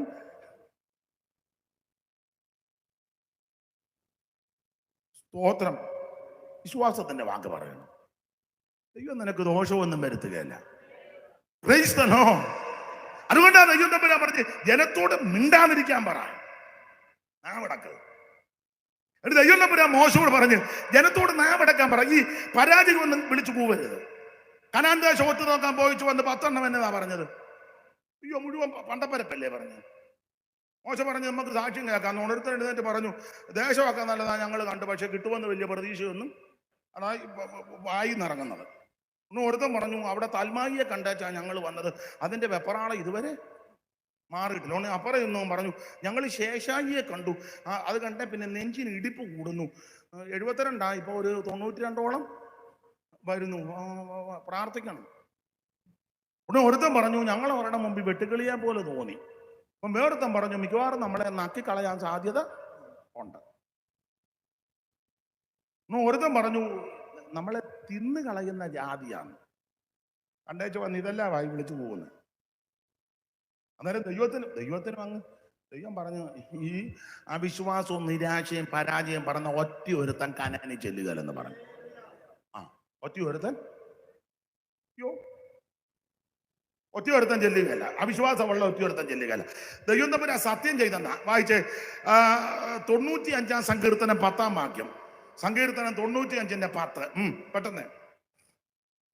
40 ആണ്ട് എനിക്ക് ആ തലമുറയോട് നീരസമുണ്ടായി, അവർ തെറ്റിപ്പോകുന്ന ഹൃദയമുള്ള ജനമെന്നും എന്റെ വഴികളെ അറിഞ്ഞിട്ടില്ലാത്തവരെന്നും പറഞ്ഞു. ആകയാൽ അവർ എന്റെ സ്വസ്ഥതയിൽ പ്രവേശിക്കത്തില്ലെന്ന് ഞാൻ എന്റെ ക്രോധത്തിൽ സത്യം ചെയ്തു. കണ്ടോ, അവിശ്വാസത്തിന്റെ നിരാശയുടെ കാര്യങ്ങൾ പറഞ്ഞപ്പോ തമ്പുരാൻ പറയാ 40 ആണ്ട് എനിക്ക് ആ തലമുറയോട് നീരസമുണ്ടായി, അവർ തെറ്റിപ്പോകുന്ന ഹൃദയമുള്ള ജനമെന്നും എന്റെ വഴികളെ അറിഞ്ഞിട്ടില്ലാത്തവരെന്നും പറഞ്ഞു. ആകയാൽ അവർ എന്റെ സ്വസ്ഥതയിൽ പ്രവേശിക്കത്തില്ലെന്ന് ഞാൻ എന്റെ ക്രോധത്തിൽ സത്യം ചെയ്തു. ഈ സങ്കീർത്തനം 95ന്റെ 10 തെറ്റിപ്പോകുന്ന ഹൃദയമെന്ന, അങ്ങനല്ലേ മോളെ? തെറ്റിപ്പോകുന്ന ഹൃദയം. എന്നാൽ ഈ വിഷയം എബ്രായ ലേഖനക്കാരൻ പറഞ്ഞിരിക്കുന്നത് തെറ്റിപ്പോകുന്ന ഹൃദയം എന്നാന്നേലും കുറച്ചുകൂടെ വിശദീകരിച്ചിരുന്നത് എപ്പോഴും തെറ്റിപ്പോകുന്ന ഹൃദയം, വല്ലപ്പോഴും അല്ല, എപ്പോഴും. വായിച്ചേ മോളെ 3:7 മുതല്, എബ്രായ ലേഖനം 3:7 മുതൽ വായിച്ചേ. അതുകൊണ്ട് പരിശുദ്ധാത്മാവ് അരുളി ചെയ്യുന്നത് പോലെ ഇന്ന് നിങ്ങൾ അവന്റെ ശബ്ദം കേൾക്കുന്നുവെങ്കിൽ മരുഭൂമിയിൽ വെച്ച് പരീക്ഷാ ദിവസത്തിലെ മത്സരത്തിൽ എന്ന പോലെ നിങ്ങളുടെ ഹൃദയം കഠിനമാക്കരുത്. അവിടെ വെച്ച് നിങ്ങളുടെ പിതാക്കന്മാർ എന്നെ പരീക്ഷിച്ചു, പിന്നെ 40 ആണ്ട് എന്റെ പ്രവൃത്തികളെ കണ്ടിട്ടും എന്നെ ശോധന ചെയ്തു. അതുകൊണ്ട് എനിക്ക് ആ തലമുറയോട് നീരസമുണ്ടായി. അവർ എപ്പോഴും തെറ്റിപ്പോകുന്ന എപ്പോഴും തെറ്റിപ്പോകുന്ന ഹൃദയമുള്ളവർ. ഹൃദയം ഉണ്ടോ? 95 സങ്കീർത്തനത്തിൽ തെറ്റിപ്പോകുന്ന ഹൃദയമെന്ന ഇത് നന്നായിട്ട് അപഗ്രഥിച്ചു പൗലോസ് പറയാ. തെറ്റിപ്പോകുന്ന ഹൃദയം ശരിയാ, പക്ഷെ എങ്ങനെയാന്ന് എപ്പോഴും അങ്ങ് തെറ്റിപ്പോവുക. യോഗത്തിൽ ഇരിക്കുമ്പോ മാത്രം തെറ്റാതെ 2-2.5 മണിക്കൂർ ഇരിക്കും. ഇത് കഴിയുമ്പം എപ്പോഴും അങ്ങ് തെറ്റുക. അവിശ്വാസവും നിരാശയും പറയരുത്. ദൈവമക്കൾ വിശ്വാസത്തിന്റെ വാക്ക് പറയണം. ഞാന് അങ്ങനെയൊക്കെ ചെയ്യും. നിങ്ങൾ എങ്ങനെയാണെന്ന് അറിയത്തില്ല. ചുമ്മാ നടക്കുമ്പോൾ ഓരോ വീടൊക്കെ ചൂണ്ടി യേശുവിന്റെ നാമത്തിൽ അവകാശം പറഞ്ഞ് പ്രാർത്ഥിക്കണം. നമ്മുടെ സഭയെ വന്നില്ലേലും ഏതേലും സഭയെ ചെല്ലുമെന്ന് എല്ലാം കൂടി ഇങ്ങോട്ട് തന്നെ വരണമെന്ന് തന്നെ എത്ര നിർബന്ധം. ഈ ഇരിപ്പായിരിക്കുന്നെങ്കിൽ അധികം വരാതിരിക്കുന്നത് വാ. സ്തോത്രം. അവകാശം പറഞ്ഞ് പ്രാർത്ഥിക്കണം. ദേശം കൈയടക്കണം. വ്യക്തികളെ ചൂണ്ടി പ്രാർത്ഥിക്കണം യേശുവിന്റെ നാമത്തിൽ. കുടുംബങ്ങളെ അവകാശം പറഞ്ഞ് പ്രാർത്ഥിക്കണം യേശുവിന്റെ നാമത്തിൽ. Price the Lord, praise the Lord. നീ വിശ്വസിച്ചം കൊണ്ട് പ്രവർത്തിച്ച് ദൈവം നിനക്ക് വേണ്ടി അത്ഭുതം ചെയ്യും. വിശ്വാസത്തിന്റെ വാക്ക് പറയണം. Price the Lord. അപ്പൊ ദൈവം തമ്പുരാൻ അതുകൊണ്ട് ആ മോശ മുഖാന്തരം പറഞ്ഞു ഉണ്ടാതിരിക്കാൻ പറ. എന്നിട്ട് ദൈവം പറയാ പരീക്ഷ കൂടെ പോക്ക് വഴി തമ്പുരാൻ മോശയോട് പറഞ്ഞൊരു കാര്യം ചെയ്യാൻ, നീ പതറുകൊന്നും വേണ്ട, നിന്റെ കയ്യിലുള്ള വടിയുണ്ടല്ലോ, ഉണ്ട്, വടിയെടുത്ത് ചെങ്കടലിന്മേൽ നീട്ടിക്കേ. മോശ വടിയെടുത്ത് ചെങ്കടലിന്മേൽ നീട്ടി. പരീക്ഷയോടുകൂടെ പോക്ക് വഴിയാ, വലിയ പരീക്ഷയാ. അപ്പൊ ഇവര് ഒത്തിരി അഭിപ്രായമൊക്കെ പറഞ്ഞു. മിസ്രൈമി ശവക്കോട്ടയില്ലാണ്ടാണോ നമ്മളെ ഇങ്ങോട്ട് കൊല്ലാൻ കൊണ്ടുവന്നതാണോ? ചിലരോട് നമ്മൾ സുവിശേഷമൊക്കെ പറഞ്ഞാൽ ഒടുവിൽ അവർ പറയാം അതൊക്കെ ശരിയാ, പക്ഷെ സെമിത്തേരി ഉണ്ടോ? ചാകാൻ വരുവാന്ന്. എടാ, കുണപ്പെട്ടവനെ വീടിന്റെ മുറ്റത്ത് കുഴിച്ചിട്ടാലും കാകളൊന്നും നിൽക്കുമ്പോ ഉയർത്തു വരും. ഉയർത്തു വരും. പിന്നെ ഈ സെമിത്തേരി തന്നെ വേണമെന്ന് ഈ ശടിക്കുന്നത് എന്നാ വെച്ചാൽ പള്ളി വിട്ടു പോകുന്നതിന്റെ ബന്ധനം ഇപ്പോഴും കിടക്കുക. അതാ നീ ഇതിന് കിടന്ന് ഈ കടിപിടി കൂട്ടുന്നത്. യോജിച്ചാലും യോജിച്ചില്ലേലും പറയാം 5 സെന്റേ ഉള്ളെങ്കിലും ഗുണപ്പെട്ടവനെ അന്ന് മിറ്റത്ത് കുടിച്ചിട്ടാലും അവൻ കാകളൊന്നും നിൽക്കുമ്പോൾ ഉയർത്തു വരും. ഗുണം പിടിക്കാത്തവനെ കുമ്പനാട്ട് കൊണ്ടുടക്കിയാലും വരും. ഒടുവിൽ സമുദ്രം തങ്ങളിലുള്ള മരിച്ചവരെ ഏൽപ്പിച്ചു കൊടുത്തു. ആ സമയത്ത് വരും. പാതാളവും മരണം അറിയാമല്ലോ, അന്ന് വരും. ഏത് സിംഹാസനം? പക്ഷേ തെസ്സലോനിക്കർ 4:16 വെളിച്ചത്തിൽ ആ കാഹളത്തിന്റെ ശബ്ദം കേൾക്കുമ്പോ കൊണപ്പെട്ടവൻ എവിടെ കിടന്നാലും ഉയർത്തു വരും. Price the Lord, praise the Lord. ഇതൊന്നും വിഷയമല്ല. ഞാനെപ്പോഴും പറയും, പണ്ട് തീരദേശത്തൊരു അപ്പച്ചനുണ്ടായിരുന്ന പാപ്പു അപ്പച്ചൻ വിശ്വാസത്തിന് വേണ്ടി നിന്നു. ഭയങ്കര പ്രശ്നമുണ്ടായി, ഭയങ്കര പ്രശ്നം. ഞാൻ എപ്പോഴും പറയാനതാ, അവിടെ ഒന്നും പെന്തിക്കോസുകാരില്ല, ദൈവമക്കളില്ല. അദ്ദേഹത്തിന്റെ ഭാര്യ മരിച്ചു, അടക്കാൻ അനുവദിച്ചില്ല. ഒരു കുഞ്ഞുങ്ങളെ ആ ദേശത്ത് കയറ്റിയില്ല. ആ പാപ്പു അപ്പച്ചൻ ഒറ്റയ്ക്ക് ഭാര്യയുടെ ഡെഡ് ബോഡി എടുത്ത് കടത്തീരത്ത് നിന്ന് മണ്ണ് മാന്തി അവിടെ അടക്കി. പക്ഷെ വിശ്വാസത്തിൽ നിന്ന് പിന്മാറിയില്ല. ഇപ്പൊ നിങ്ങൾ ആ തീരദേശത്ത് നിന്ന് എത്ര സഭകളാ, എന്തും വേണ്ട ദൈവമക്കളാ. എന്റെ ഭാഷ പറഞ്ഞ മുട്ടിന് സഭയാ. ഈ മാർഗത്തിന് വേണ്ടി നീ ധീരതയോടെ നിൽക്കണം. Price the Lord. ഇവർ ചോദിക്കുക, ഞങ്ങൾക്ക് അടക്കാൻ എവിടാന്ന്? മിസ്രൈമി ശവക്കുഴിനായിട്ടാന്ന് ഞങ്ങളെ ഇങ്ങോട്ട്. ഈ വലിയ വലിയ അടക്കമൊക്കെ, ആർഭാടമായ അടക്കമെല്ലാം മിസ്രൈമിന്റെ അടക്കമാണ്. സ്തോത്രം. പിന്നെ ഇപ്പോഴത്തെ അടക്കത്തെ പറ്റിയൊന്നും ഞാൻ അധികം പറയുന്നില്ല, എന്തിനാ വെറുതെ അലോഗ്യം ഉണ്ടാക്കുന്നത്. ഉടനെ എങ്ങും അടക്കത്തുമില്ല. എല്ലാവരും വരാൻ ഇങ്ങനെ നോക്കിയിരുന്ന്, പിന്നെ നേതാക്കന്മാർ വരണം, പിന്നെ എന്തായാലും ഒത്തിരി. ഇപ്പം നിങ്ങൾ ശ്രദ്ധിച്ചേ, അടക്കത്തിനാണെങ്കിലും പാട്ടുകാർക്കെല്ലാം കോൺട്രാക്ട് കൊടുക്കുക. നമ്മൾ കുളിച്ചൊരുങ്ങി എല്ലാം റെഡിയായി എല്ലാം ഇങ്ങനെ ഇരുന്നാൽ മതി, അവരതെല്ലാം ചെയ്തോളും. പിന്നെ പോകാൻ നേരത്ത് പിന്നെ ഇപ്പം ജോസാണെങ്കിൽ എല്ലാം നമ്മളൊന്ന് യത്ത് കൊടുത്താൽ മതി. നമ്മുടെ കലയപുരത്തെ ജോസ് എന്തുവാ, ആംബുലൻസ് ഉണ്ട്, ജോസ് തന്നെ പാടും. പിന്നെ പെട്ടി കൊണ്ടുവരും, പന്തലുണ്ട്, കസേര, മൈക്ക് എല്ലാം ഉണ്ട് ജോസിൻ്റെ. നമ്മളൊന്ന് കണ്ണടച്ച് കൊടുത്താൽ മതി. നിങ്ങൾക്ക് മനസ്സിലായില്ല? പിന്നെ ഇതിപ്പം കോൺട്രാക്ട് ബേസിൽ എടുക്കുക. ഒരു എമൗണ്ട് നമ്മൾ കരയാനാണെങ്കിൽ കരയുക, ചിരിക്കുകയാണെങ്കിൽ ചിരിക്കുക, ഡ്രസ്സും ഒക്കെ ചെയ്ത് നല്ല വൃത്തിയായിട്ട് ഫ്രണ്ടിൽ ഇരിക്കുക. അത്രേ ഉള്ളൂ, നമ്മുടെ പണി അത്രേ ഉള്ളൂ. പോട്ടെ. ഇത് എല്ലാം ഒരു ആർഭാടമായി തീർന്നിരിക്കുക. അപ്പൊ ഇവര് പറയാം, മിസ്രയീമിൽ ശവക്കുഴിയിനായിട്ടാണ് ഞങ്ങള് ഇങ്ങോട്ട്. ഇങ്ങനെ ഒത്തിരി ആവശ്യമില്ലാത്ത അവിശ്വാസത്തിന്റെ വാക്ക് പറഞ്ഞപ്പോ തമ്പുരാൻ മോശയോട് പറഞ്ഞ് കയ്യിലുള്ള വടി ചെങ്കടൽ നീട്ടാൻ പറഞ്ഞു. മോശ തന്റെ കയ്യിലുള്ള വടി ചെങ്കടലിന്മേൽ നീട്ടി. ഏതാണ്ട് 75-100 അടി കനത്തിൽ വെള്ളം കിടക്കുക. 75-100 അടി കനത്തിലാ വെള്ളം കിടക്കുന്നത്. ആ ചെങ്കടലിന്മേൽ മോശ വടി നീട്ടി. അവിശ്വാസമുള്ളവനും ഗുണപ്പെടാത്തവനെല്ലാം പുറകെ നിൽക്കുക. നമ്മൾ വല്ലവരും ഉണ്ടായിരുന്നേ പറഞ്ഞാൽ ഇയാൾക്ക് എന്നാത്തിന്റെ ദീനമാ, പറവവും പിന്നാലെ പിടിക്കാൻ വരുമ്പോൾ ഇയാൾ കമ്പുമായിട്ട് നിൽക്കുക. നമ്മൾ വല്ലവരും ഉണ്ടായിരുന്ന എന്തെല്ലാം ഡയലോഗ് പറഞ്ഞു. നമ്മുടെ കമ്മിറ്റിക്കാരാന്ന് പറയാം, ആ കമ്പ് പിടിച്ചു മേടിച്ച് അയാളുടെ തല തല്ലി പൊട്ടിക്കടാ, ചെകുത്താൻ പുറകെ പിടിക്കാൻ വരിക. അന്നേരം ഇയാൾ കമ്പ് നീട്ടിക്കൊണ്ട് ഇയാൾ എന്നെ കോൽക്കളി നടത്താൻ പോവാന്നു കൊണ്ട് ഒരുത്തം പറയാം, അയാൾക്ക് പണ്ട് മുതലേ ഉള്ളത് ആ കമ്പ് കറക്ക്. മനുഷ്യൻ തീ നിന്ന് നിൽക്കുക, അന്നേരം അയാള് കമ്പ് കറക്കുക. അപ്പം ഒരുത്തൻ പറഞ്ഞു, അയാളെ ആദ്യം പിടിച്ച കടലിലോട്ട് ഇടറാ.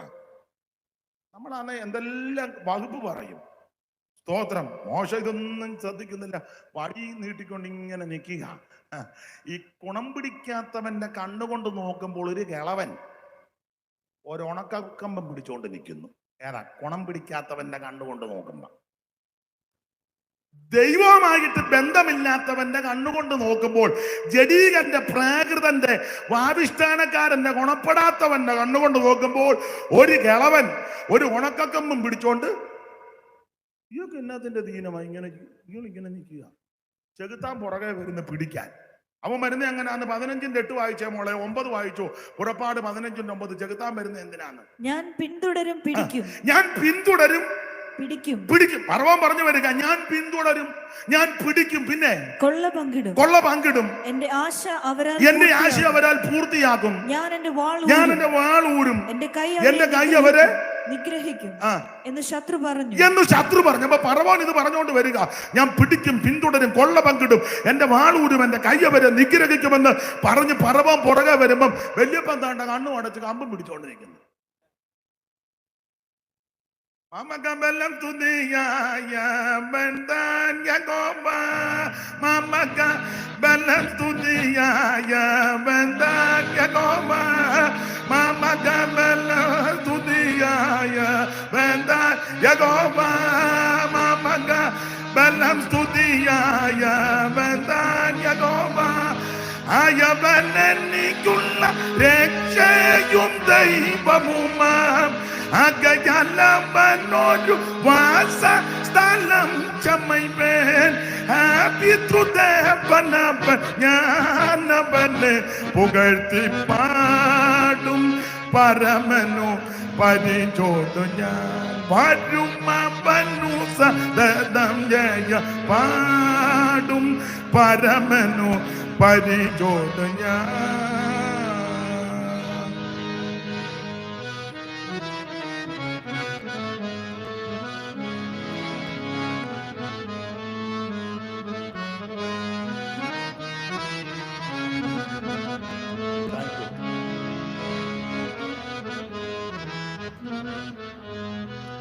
ശത്രു പറഞ്ഞു ഞാൻ പിന്നാലെ ചെല്ലും പിടിക്കും, ശത്രു പറഞ്ഞു ഞാൻ പിന്നാലെ ചെല്ലും പിടിക്കും.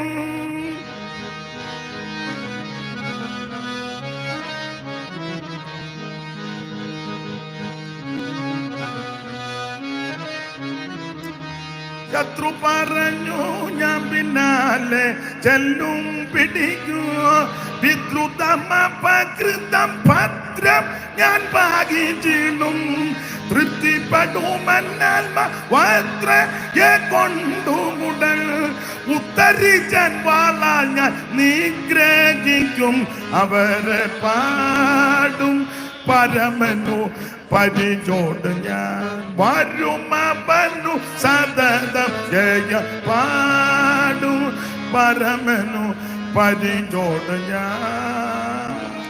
ഓടും വാജിക്ക് സതിയോടോ കൂടവേ കടലൂടെ തള്ളി തേജസോടെ പ്രബല കടലൂടെ തള്ളി തേജസോടെ പ്രബലപ്പെട്ട പാടും പരമനു പരിചോട് ഞാൻ വരു അവനു സതതം ജയ പാടും പരമനു പരിചോട് ഞാൻ.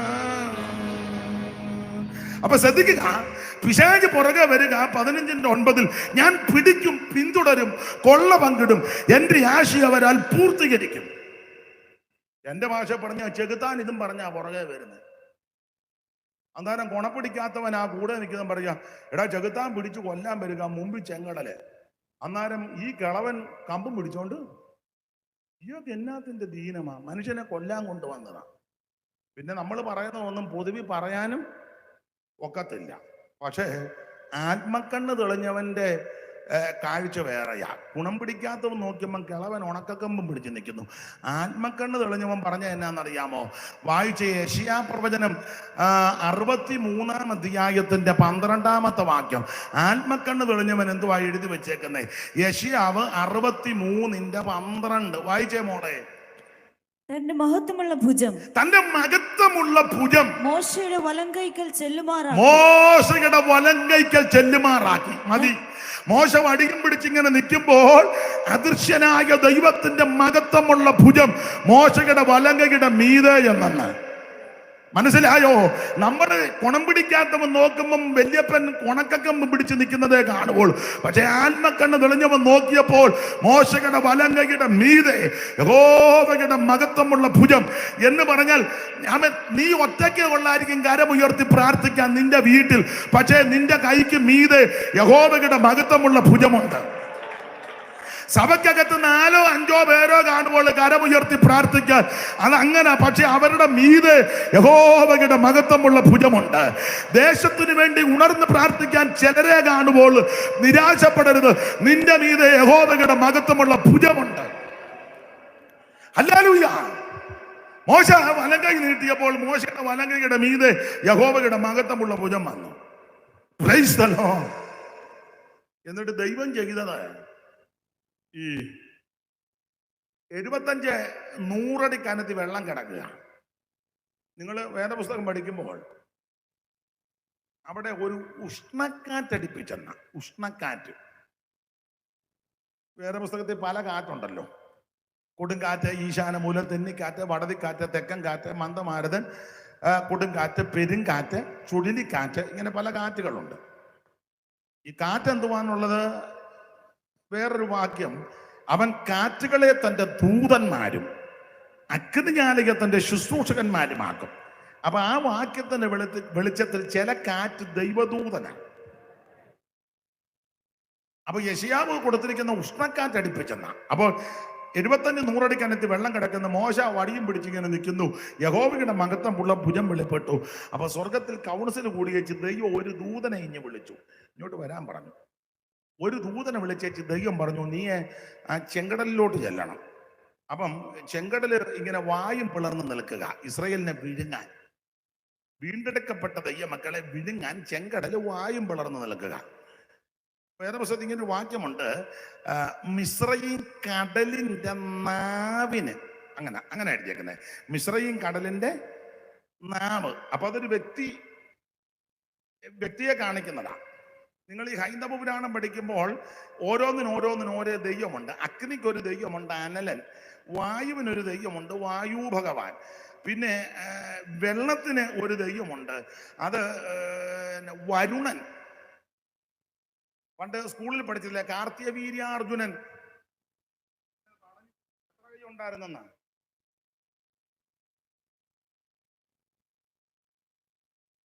ഓ, അതെല്ലാം ബന്ധനങ്ങളാണല്ലോ അല്ലേ. ആയിക്കോട്ടെ. ഓരോന്നിനും ഓരോ ദൈവങ്ങളായിട്ടാണ്. അതാ രാമപുരത്ത് വാര്യര് പണ്ട് പാടി, മൂർത്തി 330 മുക്കോടി ദേവന്മാരും ഇന്ന് മൂർത്തിയായി മുപ്പാരിനു വിളക്കുമായി മാർത്താണ്ഡാക്കിയായിരിക്കും പ്രത്യക്ഷ ദേവതയുടെ മഹാത്മ്യമോർത്തിട്ടു മനസുരുകിടുന്നു. മൂർത്തി 330 മുക്കോടി ദൈവങ്ങളെന്നാണ്. അപ്പൊ ആ നിലയിൽ പഠിക്കുമ്പോൾ ഓരോന്നിനും ഓരോ ദൈവമാണ്. അങ്ങനെയെങ്കിൽ ഈ വെള്ളത്തിന്മേൽ അധികാരമുള്ള ഒരാളാണ് വരുണൻ. നിങ്ങൾ വെളിപ്പാട് പുസ്തകം പഠിക്കുമ്പോൾ ഇങ്ങനൊരു പദമുണ്ട്, അനന്തരം ജലാധിപതിയായ ഒരു ദൂതൻ. അപ്പൊ ജലത്തിന്റെ ഒരു അധിപതി. അപ്പൊ ആ നിലയിൽ പഠിക്കുമ്പോൾ ഇവൻ ഇങ്ങനെ വായും പിളർന്ന് നിൽക്കുക. എന്തിനാണെന്നറിയാമോ? വീണ്ടെടുക്കപ്പെട്ട ദൈവമക്കളെ വിഴുങ്ങാൻ. അപ്പോൾ ചെങ്കടല് വായും പിളർന്ന് നിൽക്കുന്നു, പറവം പുറകെ പിടിക്കാൻ വരുന്നു. എങ്ങനുണ്ട്? അല്ല, അപ്പൊ പരീക്ഷയോട് കൂടെ പോക്ക് വഴിയുണ്ട്. ഭയങ്കര പരീക്ഷയാ. ചെങ്കടല് വിഴുങ്ങാൻ നിൽക്കുന്നു, പറവം പുറകെ പിടിക്കാനും വരുന്നു. പരീക്ഷ. പൗലോസ് പറഞ്ഞ പരീക്ഷയോടുകൂടെ പോക്ക് വഴിയുണ്ട്. മോശ വടിയെടുത്തിങ്ങനെ നീട്ടി, യഹോവയുടെ മഹത്വമുള്ള ഭുജം മീതെ വന്നു. സ്വർഗത്തിൽ കൗൺസിൽ കൂടി വെച്ച് ദൈവം ഒരു ദൂതനോട് പറഞ്ഞു, പെട്ടെന്ന് ഇങ്ങോട്ട് വരാൻ പറഞ്ഞു. ദൂതൻ അങ്ങോട്ട്, ദൂതന്മാർ ഇഷ്ടം പോലെ കിടക്കുക, അല്ലാതെ നമ്മുടെ യോഗത്തിന് വരുന്ന പോലെ അവിടെ ഇവിടെയും 2 എണ്ണം വന്നിരിക്കുക. കോടി ദൂതന്മാരാ.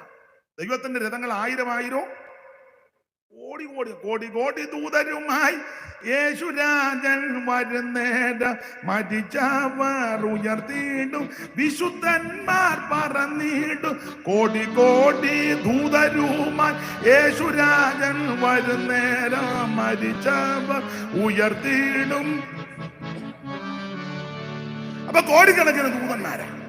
ഈ ദൂതന്മാരെന്ന് പറഞ്ഞാൽ നമ്മളെ പോലെ ഗപ്പൻ കിടയില്ലാത്ത ദൂതന്മാരല്ല. നമുക്ക് ഇവിടെ നിന്ന് അങ്ങോട്ടൊന്ന് മാറണമെങ്കിൽ 2 പേര് പിടിക്കണം. ദൂതന്മാരങ്ങോട്ടൊന്നുമില്ല, ഭയങ്കര ശക്തിയുള്ള ദൂതന്മാരാ.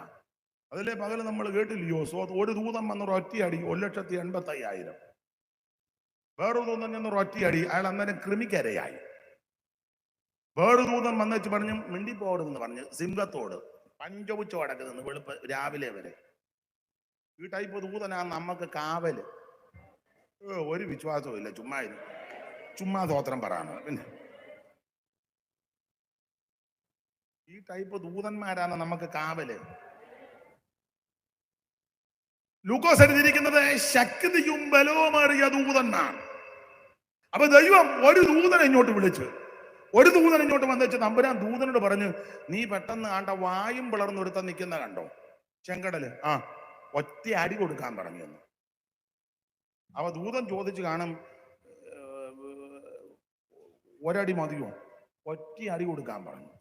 അപ്പം ചോദിച്ചു, എന്തിനാ? ഒറ്റ അടിക്ക് 7 കൈവഴി ആക്കിയേക്കണം. കാരണം ഞാൻ പോക്കുവഴി ഉണ്ടാക്കി കൊടുക്കാൻ പോവാ. സ്തോത്രം. പരീക്ഷയോടുകൂടെ പോക്കുവഴിയുണ്ട്. നീ അങ്ങോട്ട് ചെന്ന് ആ വായും പിളർന്ന് നിൽക്കുന്ന കക്ഷിയുണ്ടല്ലോ, ദൈവമക്കളെ വിഴുങ്ങാൻ, അവനെ നല്ല മർമ്മം നോക്കി ഒരടി കൊടുക്കണം. ഒരൊറ്റ ഈ ദൈവത്തിന്റെ പദ്ധതിയൊക്കെ അങ്ങനെ, ഒരൊറ്റ അടി കൊടുത്താൽ മതി. ഒരു കല്ല് കൊണ്ട് ഒറ്റ കയറ്, അന്നേരം കക്ഷി കവണ്ട് വീണു. അതാ ഒരു കഴുതയുടെ പച്ചത്താടി കല്ല്, നിന്നൊരടി, കുന്നൊന്ന് കുന്ന് 2. നമ്മളാന്ന് ഒരു ലോഡ് പിരിപ്പത് കഴുതത്താടികല്ല് കൊണ്ടുവരും, ഒരെണ്ണം പോലും കൊള്ളുകയില്ല. അവസാനം അവൻ നമ്മളെ തകർത്തേച്ച് പോവുകയും ചെയ്യും. യാക്കോബ് ഒരിക്കൽ പറഞ്ഞു, ഞാൻ ഒരു വടിയായിട്ടാണ് അങ്ങോട്ട് പോയത്. ഇപ്പത്തെ ഇത് പറ്റമായിട്ട് ദൈവത്തിന്റെ പദ്ധതി നിങ്ങൾ നോക്കിക്കേ. തമ്പുരാൻ ഒരു ദൂതനെ വിളിച്ച് ഒറ്റ അടി കൊടുക്കാൻ പറഞ്ഞു, വായും പിളർന്ന് നിൽക്കുന്നത്. ദൂതൻ ഇങ്ങോട്ട് വന്ന് അവന്റെ മർമ്മം നോക്കി ഒറ്റ അടി അടിച്ചപ്പം 7 കൈവടിയായിട്ട് ചെതറി ചെങ്കടല്. അവിടെ ഒരു വാക്കുമുണ്ട്, ചെങ്കടൽ 7 കൈവടിയായിട്ട് മാറിയിട്ട് ചെരുപ്പ് നനയാതെ ഇവരെ മറുകര കയറ്റി. വായിച്ചേ മോളെ, 13:15 യെശയ്യാ പ്രവചനം 13:15 ഒന്ന് വായിച്ചേ മോളെ. കണ്ടുകിട്ടുന്നവനെയൊക്കെയും കുത്തിക്കൊല്ലും. യഹോവ 11:15 യഹോവ മിസ്രയീം കടലിന്റെ നാവിന് ഉന്മൂലനാശം വരുത്തും, അവൻ ഉഷ്ണക്കാറ്റോടുകൂടെ നദിയുടെ മീതെ കൈ ഓങ്ങി. ഒന്നുകൂടെ വായിച്ചേ. യഹോവ മിസ്രയീം കടലിന്റെ നാവിന് ഉന്മൂലനാശം. യഹോവ മിസ്രയീം കടലിന്റെ നാവിന് ഉന്മൂലനാശം. അപ്പൊ നാവെന്നാ വിടുങ്ങാൻ നിൽക്കുക. യഹോവ മിസ്രയീം കടലിന്റെ നാവിന് ഉന്മൂലനാശം വരുത്തും. അടുത്തത്, അവൻ ഉഷ്ണക്കാറ്റോടുകൂടെ നദിയുടെ മീതെ കൈ ഓങ്ങി അതിനെ അടിച്ച് 7 കൈവഴികളാക്കി ചെരുപ്പ് നനയാതെ മറുകര കയറ്റി. എന്ന് പറഞ്ഞാൽ പരീക്ഷയോടുകൂടെ നിനക്ക് പോക്കുവഴിയുണ്ട്. നിന്നെ വിഴുങ്ങുവാൻ, അവൻ സ്വന്തം നശിപ്പിച്ച് കളയുവാൻ വായും പിളർന്നു നിന്ന വൈരിയെ ദൈവം അടിച്ചു. ദൈവം ദൂതനമിട്ട് അടിച്ച് 7 കൈവടിയാക്കി ചെതറിച്ച് മാറ്റി വെച്ച് ചെരുപ്പ് നനയാതെ ദൈവം നിന്നെ മറുകര കയറ്റും. നിനക്ക് വേണ്ടി ദൈവം പോക്കുവഴി ഉണ്ടാക്കും. ഇന്ന് രാത്രി ഏതേലും വിഷയത്തിൽ ഞരക്കത്തോടെ, ഭാരത്തോടെ, തിങ്ങി വിങ്ങുന്ന വേദനയോടെ, ആരോടും പറയാത്ത വിഷയങ്ങളുമായി ഞരക്കത്തോടിരിക്കുന്ന ആരെങ്കിലും ഇന്ന് രാത്രി എന്നെ കേൾക്കുന്നെങ്കിൽ ദൈവം നിനക്ക് വഴി തുറക്കാൻ പോവുക. ദൈവം തുറന്നാൽ ആരും അടക്കത്തില്ല, ദൈവം അടച്ചാൽ ആരും തുറക്കത്തില്ല. ആരും അടയ്ക്കാതെ വണ്ണം തുറക്കുകയും ആരും തുറക്കാതെ വണ്ണം അടയ്ക്കുകയും ദാവീദിന്റെ തോളിലുള്ള യേശുവിന്റെ നാമത്തിൽ ആഴിയിൽ പാടുകൊടുക്കുന്നവൻ, ചെങ്കടലിനെ വിഭാഗിച്ചവൻ, അവൻ യോർദാനെ വറ്റിച്ചവൻ, നിനക്ക് വേണ്ടി വടിയൊരുക്കുന്നവൻ, നിനക്ക് വേണ്ടി വാതിലൊരുക്കുന്നവൻ, തകർക്കുന്നവൻ നിനക്ക് മുമ്പായി പുറപ്പെടും. താമർ കഥകളെ തകർത്ത് ഇരുമ്പോടാമ്പലുകളെ ഖണ്ഡിച്ച് നിനക്ക് വേണ്ടി വഴി തുറക്കുന്ന ദൈവത്തിന്റെ അളവറ്റ വ്യാപാര ശക്തി ഇന്ന് രാത്രി വെളിപ്പെടട്ടെ. കൃപ കൃപ കൃപ കൃപ ദൈവകൃപ ദൈവകൃപ ദൈവകൃപ ദൈവകൃപ ദൈവകൃപ. ദൈവത്തിന് മഹത്വം, ദൈവത്തിന് മഹത്വം, ദൈവത്തിന് മഹത്വം, ദൈവത്തിന് മഹത്വം, ദൈവത്തിന് മഹത്വം. Praise the Lord, praise the Lord. ഭീകരമാം ചെങ്കടലും മിസ്രയീം സൈന്യ നിരയും ഭീഷണിയായി മുൻപും പിൻപും ഭീതിപ്പെടുത്തിടുമ്പോൾ, ഭീകരമാ ചെങ്കടലും മിസ്രയീം സൈന്യ നിരയും ഭീഷണിയായി മുൻപും പിൻപും ഭീതിപ്പെടുത്തിടുമ്പോൾ, ജയത്തിൻ ഘോഷം, ഉല്ലാസഘോഷം, ഭക്തരി കൂടാരത്തിൽ എന്നും പുതുഗീതം. മഹത്വരാജനായി സേനയിൻ വീരനായി അഭയം താൻ അവർക്കെന്നുമേ.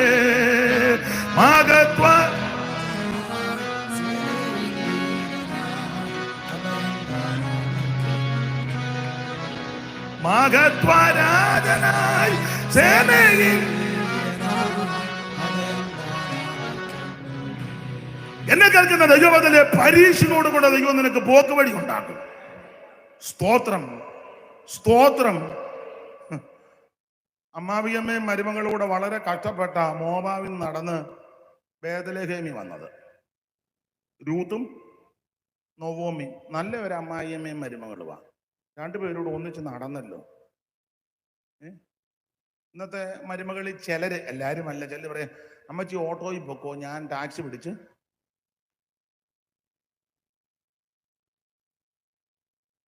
അമ്മായിയമ്മയും മരുമകളൂടെ ഒരു വണ്ടിയായി യാത്ര ചെയ്യുന്ന അത് തന്നെ ഒരു വലിയ അനുഗ്രഹമാണ്.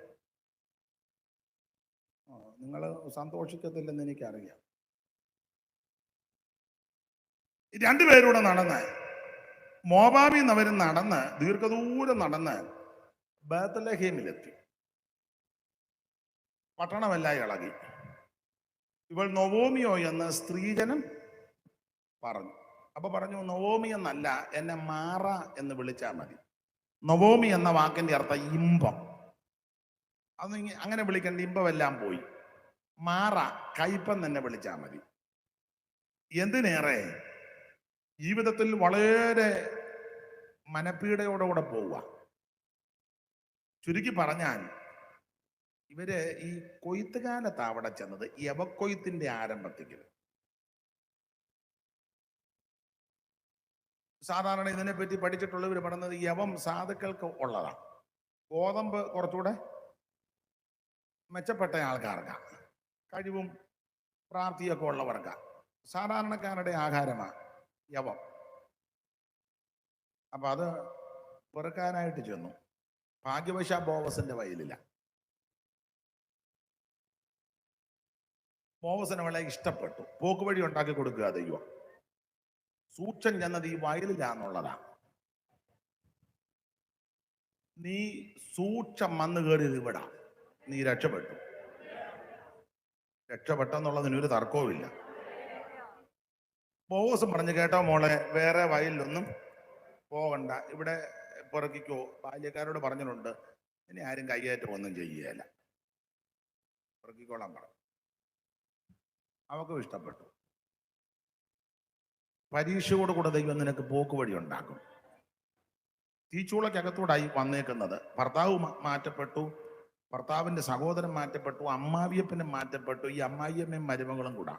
വളരെ പരീക്ഷകളാണ്. പക്ഷെ വന്ന് കയറിയ സ്ഥലം ഏറ്റവും മെച്ചപ്പെട്ട സ്ഥലമാണ്. ദൈവത്തിന് മഹത്വം. ഈ കൃപയിൽ വന്നതാണ് നമ്മുടെ ഭാഗ്യം. സ്വന്തം ദേശം വിട്ടു തന്റെ അമ്മയോടുകൂടെ ചേർന്ന രൂത്തു ഭാഗ്യവശാൽ ബോവസിൻ കാലായിൽ. സ്വന്തം ദേശം വിട്ട് തന്റെ അമ്മയോടുകൂടെ ചേർന്ന രൂത്തു ഭാഗ്യവശാൽ ബോവസിൻ കാലായിൽ, ബോവസിൻ കാലായിൽ.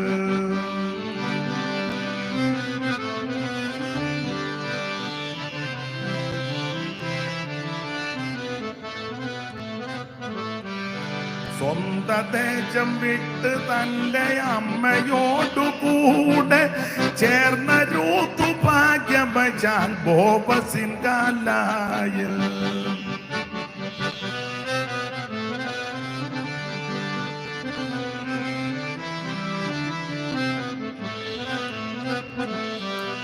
സ്വന്തം ദേശം വിട്ട് തന്റെ അമ്മയോടുകൂടെ ചേർന്ന രൂത്തു ഭാഗ്യവശാൽ ബോവസിൻ കാലായിൽ, ബോവസിൻ കാലായിൽ.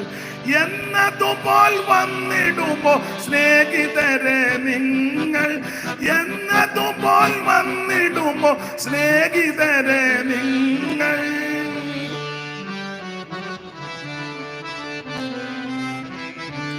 എന്നതുപോൽ വന്നിടുമോ സ്നേഹിതരെ നിങ്ങൾ. നിങ്ങളിൽ വാതിൽക്കൽ നിന്ന് മുട്ടിടുന്നു നാഥൻ. എൻ മകനേ, എൻ മകളേ, എൻ മകനേ, എൻ മകളേ, എൻ മകനെ വാതിൽ നീ തുറന്നിടുമോ ഇന്ന്? നാഥനു വസിപ്പാൻ, നാഥനു വസിപ്പാൻ.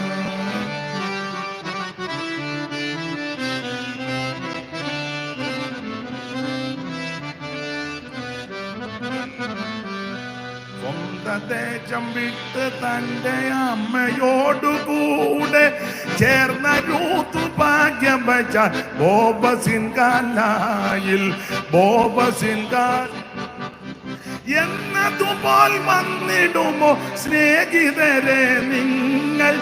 നിങ്ങളിൽ വാതിൽക്കൽ നിന്ന് മുട്ടിടുന്നു നാഥൻ.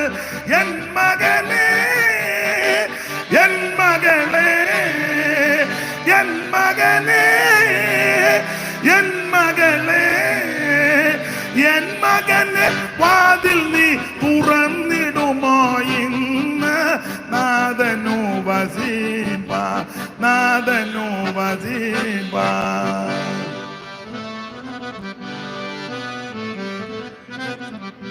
ചുരുക്കി പറഞ്ഞാൽ ഭാഗ്യവശാൽ ബോവസിന്റെ വയലിൽ വന്ന് കയറി. എന്തിനേറെ ദൈവം സ്ഥിതിക്ക് അങ്ങ് മാറ്റം വരുത്തി. ബോവസനങ്ങളോട് ഇഷ്ടം തോന്നി, മമത തോന്നി, കോരി വെച്ച വെള്ളം കൊടുത്തു, ചാറ്റിൽ മുക്കാൻ പറഞ്ഞു, ബാല്യക്കാരോട് പറഞ്ഞു അവളെ ദോഷമൊന്നും ചെയ്തേക്കരുത്, കതിര് വലിച്ചിട്ട് കൊടുക്കാൻ പറഞ്ഞു. എന്തിനേറെ ഒടുവിൽ ബോവസ് അവളെ വീണ്ടെടുത്തു. പട്ടണത്തിന്റെ നടുവിൽ വെച്ച് മൂപ്പന്മാരുടെ മധ്യത്തിൽ ഇവളെ കൈ കൊടുത്ത് വേളി കഴിച്ചു. രണ്ടുപേരുടെ ജീവിതം ആരംഭിച്ചു. ദൈവം ഒരു തലമുറയെ കൊടുത്തു. സ്തോത്രം. ആ തലമുറയെ കൊടുത്തു കഴിഞ്ഞപ്പോൾ സ്ഥിതിക്ക് ദൈവം അങ്ങ് മാറ്റം വരുത്തി. നിങ്ങൾ ആ 4-ാം അധ്യായത്തിന്റെ 16 വായിച്ചേ. 4:16. നവോമി കുഞ്ഞിനെ എടുത്ത് മടിയിൽ കിടത്തി അവന് ധാത്രിയായി തീർന്നു. അവളുടെ അയൽക്കാരത്തികൾ നവോമിക്ക് ഒരു മകൻ ജനിച്ചു നവോമിക്ക് ഒരു മകൻ ജനിച്ചെന്ന്. ഇങ്ങോട്ട് നോക്കിക്കേ. 1-ാം അധ്യായത്തിന്റെ 19 നവോമി എന്ന് വിളിച്ചപ്പോൾ പറഞ്ഞു തന്നതാ മാറാ എന്ന് വിളിച്ചാ മതി. എന്നാൽ 4-ാം അധ്യായത്തിന്റെ 16 നവോമിക്ക് ഒരു കൊച്ചുണ്ടായി എന്ന് പറഞ്ഞപ്പം നവോമി എന്ന് വിളിക്കണ്ടെന്ന് പറഞ്ഞോ? അതിനെ പറയാന്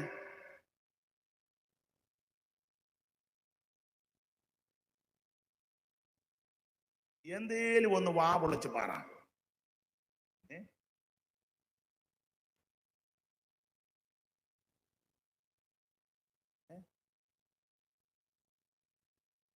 ഇങ്ങനെ ഇരുന്നാ മിക്കവാറും സ്ഥിതി മാറും.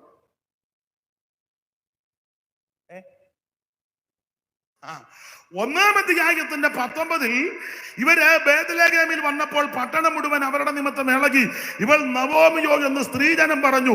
അപ്പോൾ നവോമി പറഞ്ഞു, എന്നെ നവോമി എന്ന് വിളിക്കണ്ട, ഇമ്പം വിളിക്കണ്ട, മാറ എന്നെ വിളിച്ചാൽ മതി. ജീവിതം മുഴുവൻ കയ്പ, പരീക്ഷകളാ, നീറ് നിൽക്കുക. എൻ്റെ ഇമ്പമെല്ലാം പോയി, സന്തോഷം പോയി, ആനന്ദം പോയി, എല്ലാം നഷ്ടപ്പെട്ടു. എൻ്റെ ഭർത്താവ് നഷ്ടപ്പെട്ടു, 2 ആൺപിള്ളേര് നഷ്ടപ്പെട്ടു.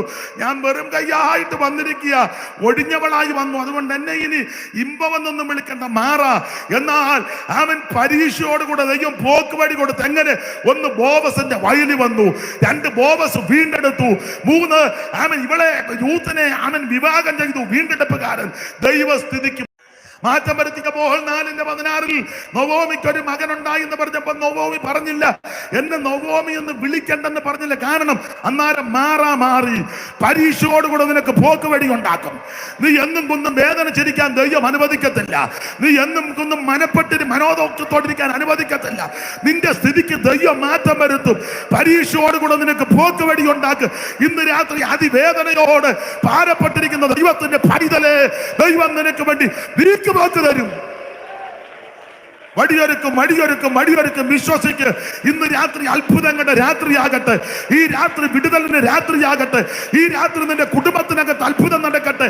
നിന്റെ സന്തതികളുടെ മേൽ വിടുതലുണ്ടാകട്ടെ. സന്തതികളുടെ സന്താനങ്ങൾക്ക് വിടുതലുണ്ടാകട്ടെ. നീ അനുഭവിക്കുന്ന വ്യതകളുടെ മേൽ ഈ രാത്രി ദൈവത്തിന്റെ വഴിയൊരുക്കട്ടെ. ദൈവം തന്റെ ദൂതനെ ഇറക്കട്ടെ. നിനക്ക് വേണ്ടി അത്ഭുതം ചെയ്യട്ടെ.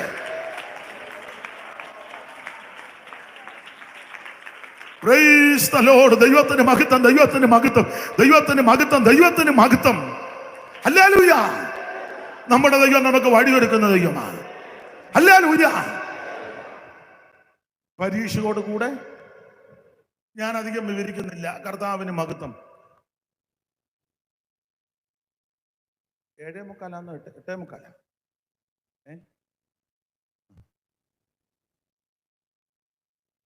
എന്നാ ഓടിച്ച് മുമ്പോട്ട് ചില കാര്യം കൂടെ പറയാം. 2-ാം അധ്യായത്തിൽ പ്രവൃത്തിക്ക് ഊന്നൽ കൊടുക്കണം. 2:14 വായിച്ചേ മോളെ. യാക്കോബ് ഭക്ഷണ സമയത്ത് ബോവസ് അവളോട്, ബോവസിനെയൊക്കെ നമുക്ക് ഇനി വിട്ടേക്കാം, നമുക്ക് യാക്കോബിന്റെ അടുക്ക വരാം.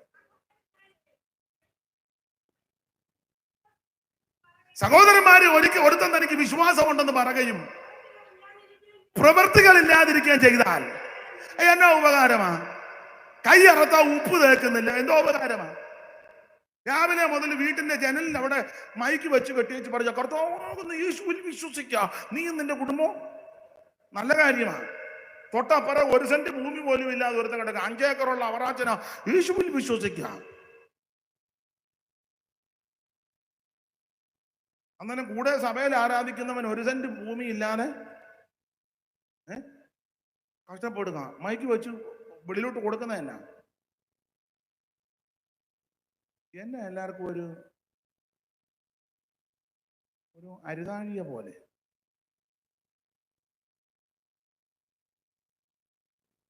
ഒത്തിരി ഒന്നും കൊടുക്കണ്ട, അവനെ വിളിച്ചേച്ച് കുടുംബമായിട്ട് ആലോചിച്ചേച്ച് ഒരു 5 സെന്റ് സ്ഥലം കൊടുക്കണ്ടേ? നിനക്ക് 5 ഏക്കർ ഉണ്ടെങ്കിൽ ഒത്തിരി ഒന്നും കൊടുക്കണ്ട. ഒത്തിരി കൊടുത്ത് നെഞ്ചുവേദന വന്നാതെ ഓൾറെഡി ഒരു ചെറിയ ബ്ലോക്ക് ഉണ്ട്.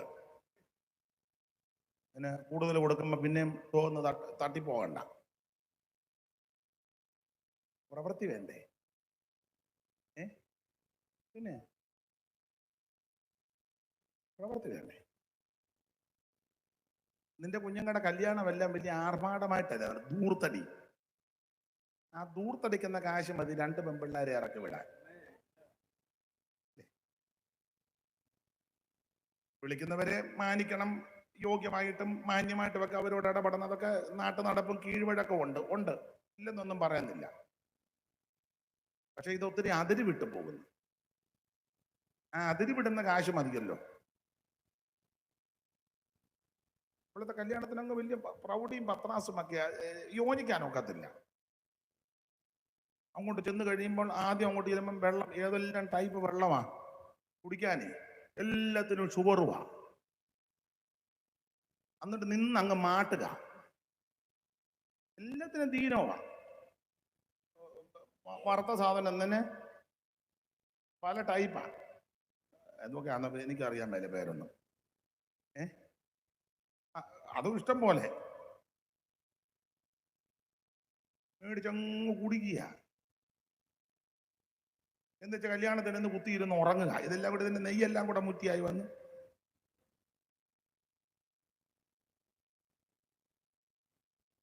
എന്തോ ആർഭാടമാ, ദൂർത്തടി.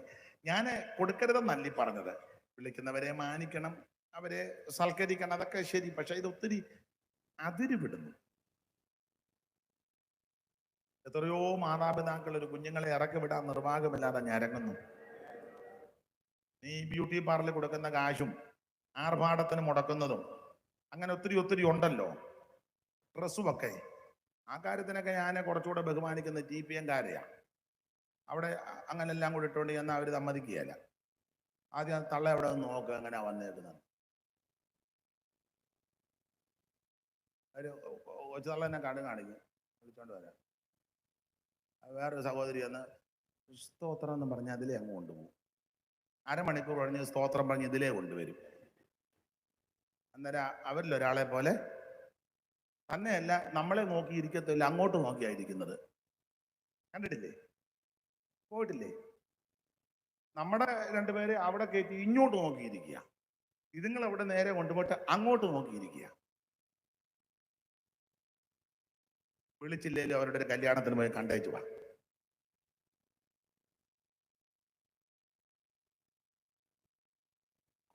കുറേയൊക്കെ അത്ര ഒന്നും അല്ലേലും ഞാൻ ഇടയ്ക്ക് പറയും, പ്രവൃത്തി വേണ്ടേ?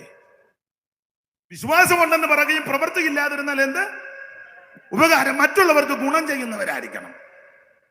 അത് വാക്കുകൊണ്ടും പ്രവൃത്തി കൊണ്ടും സമീപനം കൊണ്ടും സംസാരം കൊണ്ടും ഇടപാട് കൊണ്ടും സമീപനം കൊണ്ടും ഒക്കെ മറ്റുള്ളവർക്ക് ഗുണം ചെയ്യണമെന്ന് ഞാൻ എപ്പോഴും പറയും. അതെല്ലാവരും ഒന്നും യോജിക്കുകയില്ല.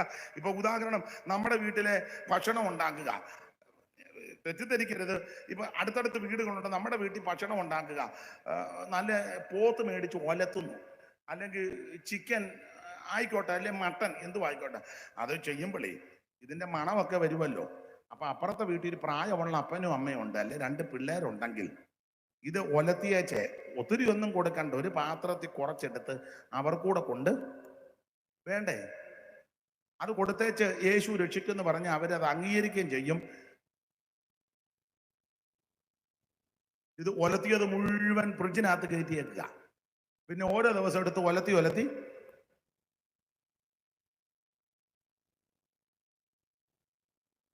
ചാനി ഞാൻ പറഞ്ഞ പിടി കിട്ടിയില്ല, കല്ലിശ്ശേരിയിൽ നിന്ന് വന്നതല്ലേ. ആട്ടെ, അല്ല ചെയ്യണ്ടേ? ഞാനെപ്പോഴും പറയാം, നമ്മുടെ വീട്ടിൽ 10 തേങ്ങ കിട്ടാനുണ്ടെങ്കിൽ അപ്പുറത്തുകാരന് തെങ്ങില്ലെങ്കിൽ 1 തേങ്ങ അവന് കൊടുക്കണം, 8 എണ്ണം നീ എടുക്കണം, 1 പെയ്ത്തോമിലും കൊണ്ടുവരണം. ഇത് ഓർഡർ അങ്ങനെ.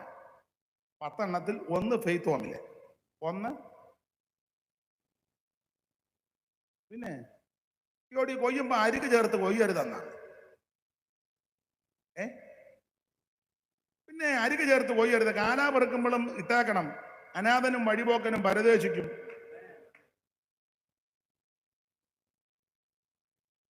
തേങ്ങ ഇടുമ്പോഴേ നമ്മൾ വെടിവെച്ചാ കത്തിക്കുന്ന ഏതാ ഗ്യാസ്.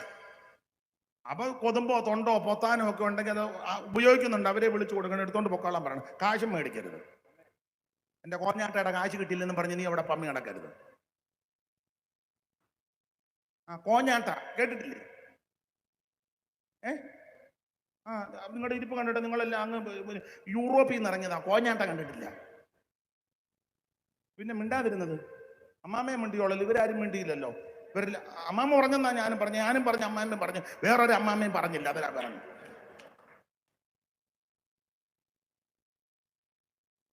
സ്തോത്രം. മറ്റുള്ളവർക്ക് ഗുണം വേണ്ടേ? പ്രവൃത്തി. നമ്മുടെ കുഞ്ഞുങ്ങൾക്ക് വിലയേറിയ വസ്ത്രം എടുക്കുമ്പം അത്രോ അല്ലെങ്കിലും അപ്പുറത്തുകാരന് കഴിവില്ലെങ്കിൽ അവനോടൊരു ജോഡി വേണ്ടേ? കൊടുക്കണം. നിങ്ങൾ യോജിച്ചാലും യോജിച്ചില്ലെങ്കിലും കുറഞ്ഞ പക്ഷം ആരാധനയ്ക്കൊക്കെ ഞാൻ മിക്ക സഭയിലും പറയും, സഭയിൽ ഞാൻ വെള്ളവസ്ത്രം മസ്റ്റായിട്ട് നിർബന്ധമാക്കിയിരിക്കുക. അത് കാരണം എന്ന് വെച്ചാൽ ഈ സൺഡേ സ്കൂൾ സ്റ്റുഡൻസ് പിള്ളേരെല്ലാം വരുമ്പം എല്ലാം ഒരുപോലെ നിൽക്കണം. കുറഞ്ഞ പക്ഷം ആരാധനയ്ക്ക് വരുമ്പോഴെങ്കിലും. മിക്കടത്തും അത് മനോവേദന ഉണ്ടാക്കും. കാശുള്ള വീട്ടിലെ കൊച്ച് അതിൻ്റെ പ്രൗഢിക്ക് ഡ്രസ്സ്, കാശ് ഇടത്തരക്കാര് അതിൻ്റെ പ്രവൃത്തി, ഒന്നുമില്ല. അപ്പം മാതാപിതാക്കളൊക്കെ ഇരിക്കുകയല്ലേ, മനോവേദന ഉണ്ടാകും. ആരും പറയുന്നില്ലെന്നേ ഉള്ളൂ. കുഞ്ഞുങ്ങൾക്കും ചിലപ്പോൾ ഒരു ചെറിയ കുറഞ്ഞ പക്ഷെ ഒരു 3 മണിക്കൂറെങ്കിലും സമാധാനത്തോടിരിക്കും. എന്നിട്ട് യോഗം കഴിയുമ്പോ ഈ അമ്മമാര് പറയും, സൂസനെ മോടെ ഡ്രസ്സ് എവിടുന്ന് എടുത്തതാ? എന്നെ അമ്മമ്മേ നല്ലതായിരുന്നു കേട്ടോ, അതിന് ഇച്ചിരി വിലയുള്ളതാ. ഓ എന്നാലും എന്തുവായി? അതിനൊരു 3300 രൂപ. ഓ നമുക്കൊക്കത്തില്ല. ഞങ്ങളുടെ അവിടെ എല്ലാ പിള്ളേർക്കും വെള്ളയാ, അതുകൊണ്ട് കൊച്ചുങ്ങൾ നോക്കിയാലും മൊത്തം വെള്ള, വെളിയിൽ നിന്ന് വരുന്ന നോക്കുന്നവരും മൊത്തം വെള്ള. പിന്നെ അങ്ങോട്ടും കൊണ്ട് നോക്കുക, എല്ലാം മേലോട്ട് നോക്കിയിരുന്നോളൂ. ഞാൻ അതിന്റെ ഒരു വശമായി പറഞ്ഞത്. അങ്ങനെ അതല്ല പുസ്തകത്തിലെ വാക്യോ, ഏറെ പെറുക്കിയവൻ ഏറെയും കുറയെ പെറുക്കിയവന് കുറയും കണ്ടില്ല, എല്ലാം ഇടയ്ക്ക് കയറി പറഞ്ഞെന്നേ ഉള്ളൂ. പ്രവൃത്തിയില്ലാത്ത വിശ്വാസം എന്തുവാ? നിർജീവമാണ്. അതാണ് 2-ാം അധ്യായത്തിൽ മറ്റുള്ളവർക്ക് ഗുണം ചെയ്യണം. വാക്കുകൊണ്ടും പ്രവൃത്തി കൊണ്ടും സമീപനം കൊണ്ടും സംസാരം കൊണ്ടുമൊക്കെ മറ്റുള്ളവർക്ക് പ്രയോജനമായിരിക്കണം. നമ്മൾ ചത്ത് കിടക്കുമ്പോൾ ഒരാൾ പറയണം, എൻ്റെ ദൈവമേ ഗുണം ചെയ്ത ആളാ. അല്ലാതെ ചത്ത് കിടക്കുമ്പോൾ അയ്യോ ഒരു ബാധ ഒഴിഞ്ഞു മാറി, എൻ്റെ ദൈവമേ ഈ ദേശത്തെ വലിയ മെനക്കേട് കേസായിരുന്നു. അങ്ങനെ പറയിപ്പിക്കരുത്. നാട്ടുകാരും വീട്ടുകാരും വേണ്ടപ്പെട്ടവരും എല്ലാം പറയണം, അയ്യോ എൻ്റെ ദൈവമേ കടന്നു പോയത് ഞങ്ങൾക്ക് സങ്കടമായിരുന്നു. ഒന്നുമില്ലേ, ഒരു 10 രൂപ ഓടി ചെന്ന് ചോദിച്ചാൽ ഉണ്ടെങ്കിൽ അന്നേരം തരും. ഒരു അത്യാവശ്യം ഉണ്ടെങ്കിൽ വിളിച്ചാൽ ഓടി വരും, വന്ന് പ്രാർത്ഥിക്കും. കാശൊന്നും തന്നില്ലേലും ആശ്വാസവാക്ക് പറയും. നമ്മുടെ വീട്ടിലൊരു ബുദ്ധിമുട്ട് വന്നാൽ വന്ന് സഹകരിക്കുകയും പ്രാർത്ഥിക്കുകയും ചെയ്യും എന്ന് പറയിപ്പിക്കണം. അല്ലാതെ അയ്യോ ദേശത്തൊരു കാലൻ കടന്നുപോയി എന്ന് പറയിപ്പിക്കരുത്. ആ സഹോദരി മരിച്ചപ്പോൾ അവള് തുന്നിയ ഉടുപ്പെല്ലാം കൂടെ എടുത്തെല്ലാം കരഞ്ഞോണ്ടിരിക്കുകയായിരുന്നു. ആരാ? നമ്മൾ തുന്നുന്നുണ്ട്, വിഷയങ്ങൾ അങ്ങോട്ടും കൊണ്ട് തുന്നി കൂട്ടിപ്പിടിപ്പിക്കും. നമ്മൾ നന്നായിട്ട് തുന്നുന്നുണ്ട് അല്ലേ? മുട്ടത്തലയും കുടുംബയും കൂടെ കൂട്ടിക്കെട്ടും. നമുക്ക് നന്നായിട്ട് തുന്നാനറിയാം. സ്തോത്രം. മറ്റുള്ളവർക്ക് പ്രയോജനമായിരിക്കണം നമ്മുടെ ജീവിതം. ഞാനും എൻ്റെ ഭാര്യ, എൻ്റെ പിള്ളേരും അല്ലെ എൻ്റെ മക്കളും, അതല്ലല്ല, മറ്റുള്ളവർ കൂടെ പ്രയോജനം വരണം. നിന്റെ അയലത്തുകാർക്ക് നിന്നെ കൊണ്ട് പ്രയോജനം വരണം. നിന്റെ കുടുംബത്തിലുള്ളവർക്ക് നിന്നെ കൊണ്ട് പ്രയോജനം ഉണ്ടായിരിക്കണം. നാം ഇടപെടുന്ന എല്ലാ മേഖലകളിലും നമ്മളെ കൊണ്ട് പ്രയോജനം ഉണ്ടായിരിക്കണം. പ്രവൃത്തിയില്ലാത്ത വിശ്വാസം നിർജീവമാണ്. എന്തിനും പ്രയോജനരഹിതമാണ്. അതാണ് 2-ാം അധ്യായത്തിൽ. 3-ാം അധ്യായത്തിൽ നാവിന് നിയന്ത്രണം 3:5. അങ്ങനെ തന്നെ നാവും ചെറിയ അവയവം എങ്കിലും വളരെ വമ്പ് പറയുന്നു. കുറഞ്ഞ തീ എത്ര വലിയ കാട് കത്തുന്നു. അപ്പൊ നാവിന് നിയന്ത്രണം, നാവിനെ സൂക്ഷിച്ചോണം. ഇത് അവൻ സ്തോത്രം ഭയങ്കര ബാധയായത്. തീയാ, കേറി കത്തിക്കും. സൂക്ഷിക്കണം. കേൾപ്പാൻ വേഗതയും പറയാൻ വളരെ സൂക്ഷിച്ച് ആലോചിച്ച് സൂക്ഷിച്ച് വേണം സംസാരിക്കാൻ. ആരോട് സംസാരിക്കുന്നു, എന്തോ സംസാരിക്കുന്നു, അതൊക്കെ ഉപദേശിയോട് എങ്ങനെ സംസാരിക്കേണ്ട, വിശ്വാസിയോട് എങ്ങനെ, പ്രായമുള്ള അപ്പച്ചനോട് എങ്ങനെ, പ്രായമുള്ള അമ്മയോട് എങ്ങനെ, ഇതൊക്കെ പഠിച്ചിരിക്കണം. ചിലർ പ്രായമുള്ളവരിയ്ക്കുമ്പോഴും സംസാരത്തിന് അതിരില്ലല്ലോ. എന്നാൽ ഇത് ആരായിരിക്കുന്നത്? പ്രായമുള്ള അപ്പച്ചനല്ലേ, പ്രായമുള്ള പിതാവാ, പ്രായമുള്ള അമ്മ, നോട്ടമില്ല. എൻ്റെ അമ്മ പറയടാ, തെങ്ങിനും കമങ്ങിനും ഒരു തളാപ്പ് കൊണ്ട് നടക്കരുതെന്ന്. സൂക്ഷിച്ച് സംസാരിക്കണം. അപ്പൊ അങ്ങനെയുള്ള ബഹുമാനം ഒന്നുമില്ല. ഇപ്പൊ പിള്ളേര് സംസാരിക്കുമ്പോൾ നമ്മളെടുത്ത് ഓടണം. അല്ല, പിള്ളേര് നിർത്തത്തില്ല. നാവ് നിയന്ത്രിക്കണം. ഭാര്യയോട് എങ്ങനെ സംസാരിക്കണം, ഭർത്താവിനോട് എങ്ങനെ സംസാരിക്കണം, മറ്റുള്ളവർ നിൽക്കുമ്പോൾ എങ്ങനെ സംസാരിക്കണം, ഒക്കെ പഠിച്ചിരിക്കണം. ഞാൻ വിവരിക്കുന്നില്ല കർത്താവിന്റെ മഹത്വം. 4-ാം അധ്യായത്തിൽ എതിർത്തു നിൽക്കണം. 5-ാം അധ്യായത്തിൽ കർത്താവിന്റെ പ്രത്യക്ഷത. അതാണ് 5:7. എന്നാൽ സഹോദരന്മാരെ, കർത്താവിന്റെ പ്രത്യക്ഷത വരെ ദീർഘക്ഷമയോടിരിപ്പീൻ. കൃഷിക്കാർ. അപ്പൊ യേശുക്രിസ്തുവിന്റെ പ്രത്യക്ഷത എടുത്ത വാക്യത്തോട് കൂടെ പുലർത്തി ഞാൻ വിശദീകരിച്ച് പ്രസംഗിക്കുന്നില്ല. ഒരൊറ്റ കാര്യം പറഞ്ഞ് കൃത്യസമയത്ത് നിർത്താം. പിശാചിനോട് എതിർത്ത് നിൽപ്പീൻ, എന്നാൽ അവൻ നിങ്ങളെ വിട്ട് ഓടിപ്പോകും. ഒരു കാര്യം പറയാ, എനിക്ക് നിങ്ങൾക്ക് എതിരെ ഒരു എതിരാളിയുണ്ട്. അത് മനുഷ്യരാരുമല്ല, ബന്ധുമിത്രാദികളല്ല, ചാർച്ചക്കാരല്ല, മനുഷ്യരാരുമല്ല. എനിക്ക് നിങ്ങൾക്ക് എതിരായി നിൽക്കുന്നത് പിശാചാണ്. Praise the Lord, praise the Lord. അതുകൊണ്ടാണ് പൗലോസ് പറഞ്ഞത്, നമുക്ക് പോരാട്ടമുള്ളത് ജഡരക്തങ്ങളോടല്ല, വാഴ്ചകളോടും അധികാരങ്ങളോടും ലോകത്തിന്റെ അന്ധകാരത്തിന്റെ അധിപതികളോടും സ്വർലോകങ്ങളുടെ ദുഷ്ടാത്മ സേനയോട്. എനിക്ക് നിങ്ങൾക്ക് എതിരായിട്ട് ഒരുവനുണ്ട്, പിശാച്. അവനോട് എതിർത്ത് നിൽക്കണം. എതിർത്ത് നിന്നാൽ അവൻ നിങ്ങളെ വിട്ട്. ഞാന് വിശദീകരിക്കുന്നില്ല. നിങ്ങൾക്ക് ഒരു സംഭവം ചുരുങ്ങിയ സമയം കൊണ്ട് പറഞ്ഞ് അങ്ങ് നിർത്താം. വിശദീകരണത്തിലോട്ട് പോകുന്നില്ല. ഇസ്രായേലിനെതിരെ പണ്ടൊരുത്തൻ എതിർത്തു വന്നു. അത് മറ്റാരുമല്ല, മല്ലനാകുന്ന ഗോലിയാത്ത്. അവൻ എതിർത്തു വന്നു. വായിച്ച് അവന്റെ നെടുപ്പം. ശമൂവേലിന്റെ 1-ാം പുസ്തകം 17-ാം അധ്യായത്തിന്റെ 4-ാമത്തെ വാക്യം വായിച്ചേ. ശമൂവേലിന്റെ 1-ാം പുസ്തകം 17:4. അപ്പോൾ ഫെലിസ്ത്യരുടെ പാളയത്തിൽ നിന്ന് ഗത്യനായ ഗോലിയാത്ത് എന്നൊരു മല്ലൻ പുറപ്പെട്ടു വന്നു. അവൻ 6 മുഴവും ഒരു ചാൺ നെടുപ്പം, ഒരു വലിയ നെടുപ്പമുള്ളൊരുത്തൻ. അവന്റെ തലയിൽ വലിയ താമര ശിരസ്ത്രം. അവൻ 5000 ശേക്കൽ തൂക്കമുള്ള താമര കവചം ധരിച്ചു. അവന്റെ കാൽച്ചട്ടയ്ക്ക് ചുമലി താമര കൊണ്ടൊരു വേലുമുണ്ട്. അവന്റെ കുന്തത്തിന്റെ തണ്ട് നെയ്ത്തുകാരന്റെ പടപ്പുതടി പോലെ. കുന്തത്തിന്റെ അലക് 600 ശേക്കൽ ഇരുമ്പ്. ഒരു പരിചക്കാരൻ ഇവന്റെ മുൻപിലുണ്ട്. ഇതാണ് ഇവന്റെ പ്രകൃതി. യാക്കോബ് അപ്പോസ്തലൻ പറഞ്ഞത്, എതിർത്ത് നിൽപ്പീൻ, എന്നാൽ അവൻ നിങ്ങളെ വിട്ട് ഓടിപ്പോകും. ഇവിടെ കണ്ടത് മല്ലനാകുന്ന ഗോലിയാത്ത് വന്ന് വെല്ലുവിളിക്കുന്നു, വിശദീകരിക്കുന്നില്ല. അവന്റെ വെല്ലുവിളിയായി 8-ാം വാക്യം വായിച്ചോ മോളെ, പെട്ടെന്ന് വായിക്കണം. 8-ാം വാക്യം. അവൻ നിന്ന് ഇസ്രായേൽ നിരകളോട് വിളിച്ചു പറഞ്ഞത്, നിങ്ങൾ വന്ന് പടയ്ക്ക് അണിനിരക്കുന്നുണ്ടെന്ന് ഞാൻ ഫെലിസ്തീനും നിങ്ങൾ ശമൂവേലിന്റെ സേവകരുമല്ലയോ? നിങ്ങൾ ഒരുത്തനെ തെരഞ്ഞെടുത്ത് എന്റെ അടുക്കലോട്ട് വിടണം. ഞാനും ഇറങ്ങി വരും, ഞങ്ങൾ തമ്മിൽ യുദ്ധം ചെയ്യും. ഞാൻ അവനെ തോൽപ്പിച്ചാൽ നിങ്ങളെല്ലാം ഞങ്ങൾക്കടിമ, അല്ല അവൻ എന്നെ തോൽപ്പിച്ചാൽ ഞങ്ങളെല്ലാം നിങ്ങൾക്കടിമ. ഇതാണ് വെല്ലുവിളി. ഈ വെല്ലുവിളി വെറുതെ വെല്ലുവിളിയല്ല, ഇവൻ ദൈവങ്ങളുടെ പേര് പറഞ്ഞ് മന്ത്രം ചൊല്ലി വന്ന ആ 43-ാമത്തെ വാക്യത്തിന്റെ 2-ാം ഭാഗത്തിൽ ഒരു പദമുണ്ട്, തന്റെ ദേവന്മാരുടെ നാമം ചൊല്ലി. അങ്ങനെ ഒരു പദമുണ്ടില്ലേ മോളെ? ദേവന്മാരുടെ നാമം. മതി, ദേവന്മാരുടെ നാമം. അപ്പൊ ഇവന്റെ വെല്ലുവിളി ചേച്ചി, ഇവൻ ദൈവങ്ങളുടെ നാമം ചൊല്ലും എന്ന് പറഞ്ഞ വേദമന്ത്രം ചൊല്ലും, മന്ത്രം ചൊല്ലും, ഇങ്ങനെ മന്ത്രം ചൊല്ലി നിൽക്കും. ഇതാണ് ഇവന്റെ വെല്ലുവിളി. ഇവൻ വെല്ലുവിളിച്ചിങ്ങനെ എതിർത്ത് നിൽക്കുക. ഇവൻ മന്ത്രം ചൊല്ലുന്നത് എങ്ങനെയാന്ന് 16-ാം വാക്യം വായിച്ച്. 16 എങ്ങനെയാ മന്ത്രം ചൊല്ലുന്നതിന്റെ മെത്തേഡ്?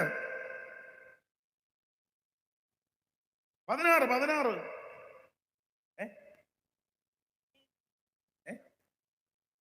പിന്നല്ലാതെ 19-ന്റെ ആണോ? ആ ഫെലിസ്തീൻ 40 ദിവസം മുടങ്ങാതെ, 40 ദിവസം മുടങ്ങാതെ, രാവിലെയും വൈകുന്നേരവും വൈകിട്ടും. അപ്പൊ രാവിലെയും വൈകിട്ടും. അപ്പൊ ഇവൻ എപ്പോഴൊക്കെയാ മന്ത്രം ചൊല്ലുന്നേ? രാവിലെ ചൊല്ലും, വൈകിട്ട്. നമ്മുടെ വീട്ടിൽ രാവിലെയും വൈകിട്ടും കുടുംബ പ്രാർത്ഥനയുണ്ട്, എല്ലാവരും കൂടെ ചേർന്നിരുന്ന്. എല്ലാവരും കൂടെ തന്നെ ഇരുന്ന് സി അത് വെക്കുന്ന കാര്യമല്ല ചോദിച്ചത്.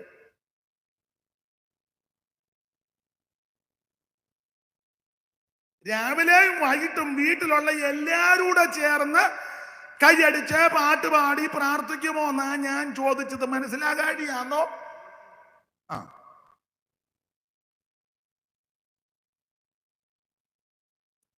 ഈ പരസ്യം രാവിലെ മന്ത്രം ചൊല്ലും, വൈകിട്ട് മന്ത്രം ചൊല്ലും.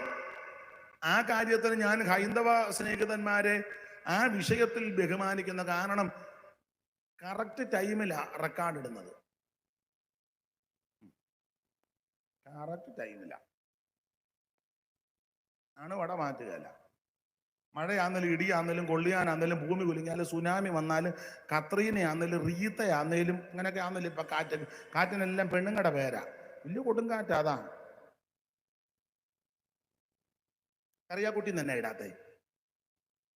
കത്രീനെന്നല്ലേ? കറിയാക്കുട്ടി തന്നെ. കറിയാക്കുട്ടി വലിയ കുഴപ്പമില്ല. അത് ചിന്തിച്ചിരിക്കുകയാണോ?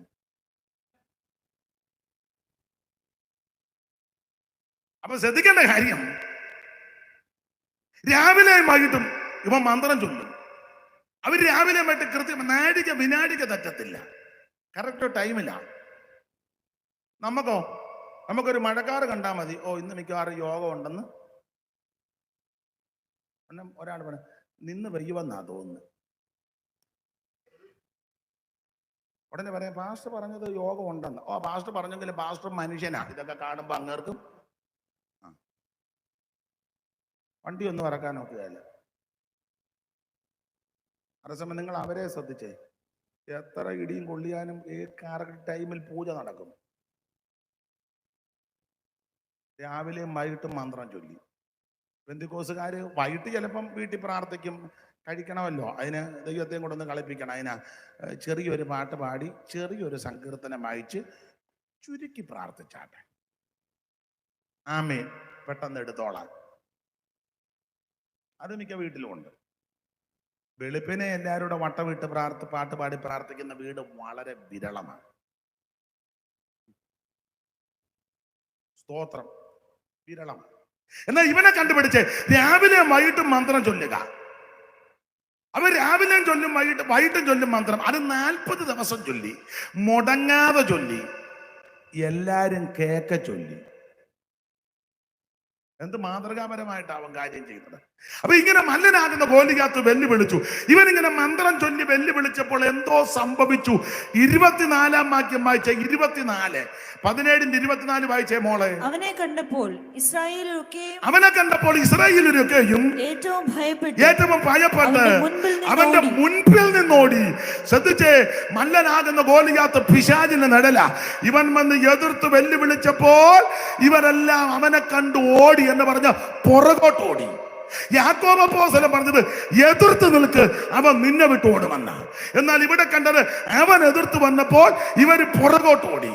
ഓടിച്ചവസാനിപ്പിക്കാം. മല്ലനാകുന്ന ഗോലിയാത്ത് വെല്ലുവിളിച്ചപ്പോൾ ഇസ്രായേൽ പുറകോട്ട് ഓടാൻ കാരണം മറ്റൊന്നുമില്ല, പേടിച്ചിട്ട് ഓടിയതല്ല. ഇവര് പേടിത്തൊണ്ടന്മാരല്ല, കാരണം എല്ലാം വീരന്മാര് ശൂരന്മാരുമാ. പിന്നെന്താ പുറകോട്ട് ഓടാൻ കാര്യം? എല്ലാം വ്യാഖ്യാനിക്കാൻ നേരമില്ല. ഇസ്രായേലി പണ്ട് പെലിസ്തര് തന്ത്രമുണ്ടാക്കി ഇസ്രായേലിലെ കൊല്ലനെ എല്ലാം പെലിസ്തൻ ഒതുക്കി. വന്ന് ഇപ്പൊ ഇസ്രായേലിൽ കൊല്ലനില്ലാത്തതുകൊണ്ട് ആയുധമില്ല. അതുകൊണ്ട് ഇസ്രായേൽ മക്കളുടെ കൈവശം ഒറ്റ ആയുധമില്ല. വായിച്ചേ മോള്, ശമൂവേലിന്റെ 1-ാം പുസ്തകം 13-ാം അധ്യായത്തിന്റെ 19 മുതലുള്ള വാക്യം വായിച്ചേ. 13-19 മുതൽ വായിച്ചേ. എന്നാൽ ഇസ്രായേൽ ദേശത്തെങ്ങും ഒരു കൊല്ലനെ കാണാനില്ല. എബ്രായർ വാളോ കുന്തമോ തീർപ്പിക്കരുതെന്ന് ഫെലിസ്ത്യർ പറഞ്ഞു. ഇസ്രായേൽ തങ്ങളുടെ കൊഴു, കലപ്പ, മഴു, മമ്മട്ടി എന്നിവ കാച്ചിപ്പാൻ ഫെലിസ്ത്യന്റെ അടുക്ക ചെല്ലേണ്ടി വന്നു. അടുത്ത വാക്യം, എന്നാൽ മമ്മട്ടി, കലപ്പ, മുപ്പല്ലി എന്നിവയ്ക്കായിട്ട് മുടിക്കോൽ കൂർപ്പിപ്പാനും അവർക്ക്. അടുത്ത വാക്യം, അടിവര കിട്ടണം. ആകയാൽ യുദ്ധസമയത്ത് ശൗലിനോടും യോനാഥാനോടും കൂടെയുള്ള ജനത്തിൽ ഒരുത്തനും വാളുമില്ല, കുന്തവുമില്ല. കണ്ടോ, ഈ യുദ്ധം അങ്ങോട്ട് മുറുകിയപ്പോൾ ഒരുത്തന്റെ കയ്യിൽ വാളും കുന്തവുമില്ല. BTH ഉണ്ട്, BD ഉണ്ട്, MD ഉണ്ട്, MDH ഉണ്ട്, റിസർച്ച് ഉണ്ട്, പിന്നെ ഡോയുണ്ട്, റവയുണ്ട്, മൈദയുണ്ട്, ആട്ടയുണ്ട്.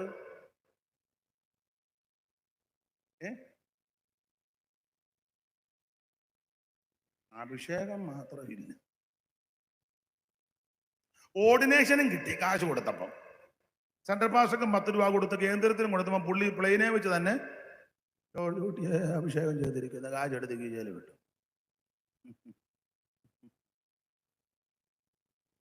ആകയാൽ യുദ്ധസമയത്ത് ശൗലിനോടും യോനാഥാനോടും കൂടെയുള്ള ജനത്തിൽ ഒരുത്തന് വാളുമില്ല, കുന്തവുമില്ല. ശ്രദ്ധിച്ചേ, ഒരുത്തന് ആയുധമില്ലെന്ന്, വാളും കുന്തവുമില്ല. അതുകൊണ്ട് ആ ഗോലിയാത്ത് വെല്ലുവിളിച്ചപ്പോൾ ഇവന്മാരെല്ലാം കൂടെ പുറകോട്ട് ഓടിയത്. ഒരുത്തന്റെ ആയുധമില്ല. എത്ര പേർക്ക് ആയുധമില്ലാത്തത്? വായിച്ചേ മോളെ, ന്യായാധിപന്മാരുടെ പുസ്തകം 5-ാം അധ്യായത്തിന്റെ 6 മുതലുള്ള വാക്യം വായിച്ചേ. എണ്ണം ഉണ്ട് അവിടെ. ന്യായാധിപന്മാർ 5-6 മുതൽ. അനാത്തിൻ പുത്രനാ ശങ്കരൻ നാളിൽ യായാലും കാലത്തും പാടുകൾ ശൂര്യമായി വടിപോക്കർ വളഞ്ഞ വടികളിൽ കൂടി നടന്നു. ദബോരയാകുന്ന ഞാൻ എഴുന്നേക്കുന്നത് വരെ ഇസ്രായേലി മാതാവായിട്ട് എഴുന്നേക്കുന്ന നാൾ വരെ നായകന്മാർ ഇസ്രായേലി അശേഷമില്ല. അവർ നൂതന ദേവന്മാരെ വരിച്ചു. ദ്വാരത്തിൽ യുദ്ധം ഭവിച്ചു. അടുത്ത വാക്യം, ഇസ്രായേലിന്റെ 40,000 മധ്യേ പരിചയം കണ്ടില്ല, കുന്തവും കണ്ടില്ല. ഇങ്ങോട്ട് നോക്കി അമ്മാമ്മ, എത്ര പേർക്ക് ആയുധമില്ലാത്ത? 40,000. ഇങ്ങോട്ട് നോക്ക്, എന്നെ ഇത്ര കുനിയുന്നു. ഇങ്ങോട്ട് നോക്കി, 40,000 എണ്ണത്തിന് പരിചയം, കുന്തവുമില്ല. ഒറ്റ ആളിഷ്ടം പോലുണ്ട്. നമ്മൾ പറയത്തില്ലേ, നേരത്തെ ചെന്നില്ലേ സീറ്റ് കിട്ടുകയില്ല, ഭയങ്കര ഗ്രോത്ത. പിന്നെ നമ്മൾ നേരത്തെ ചെല്ലണം, ഇല്ലെങ്കിൽ സീറ്റ് പാർക്കിങ്ങിനും വലിയ ബുദ്ധിമുട്ടാണ്. പക്ഷെ ഒരുത്തൻ്റെ ആയുധമില്ല, ആള് കമ്പിടിയാ, ഇഷ്ടം പോലെയാ.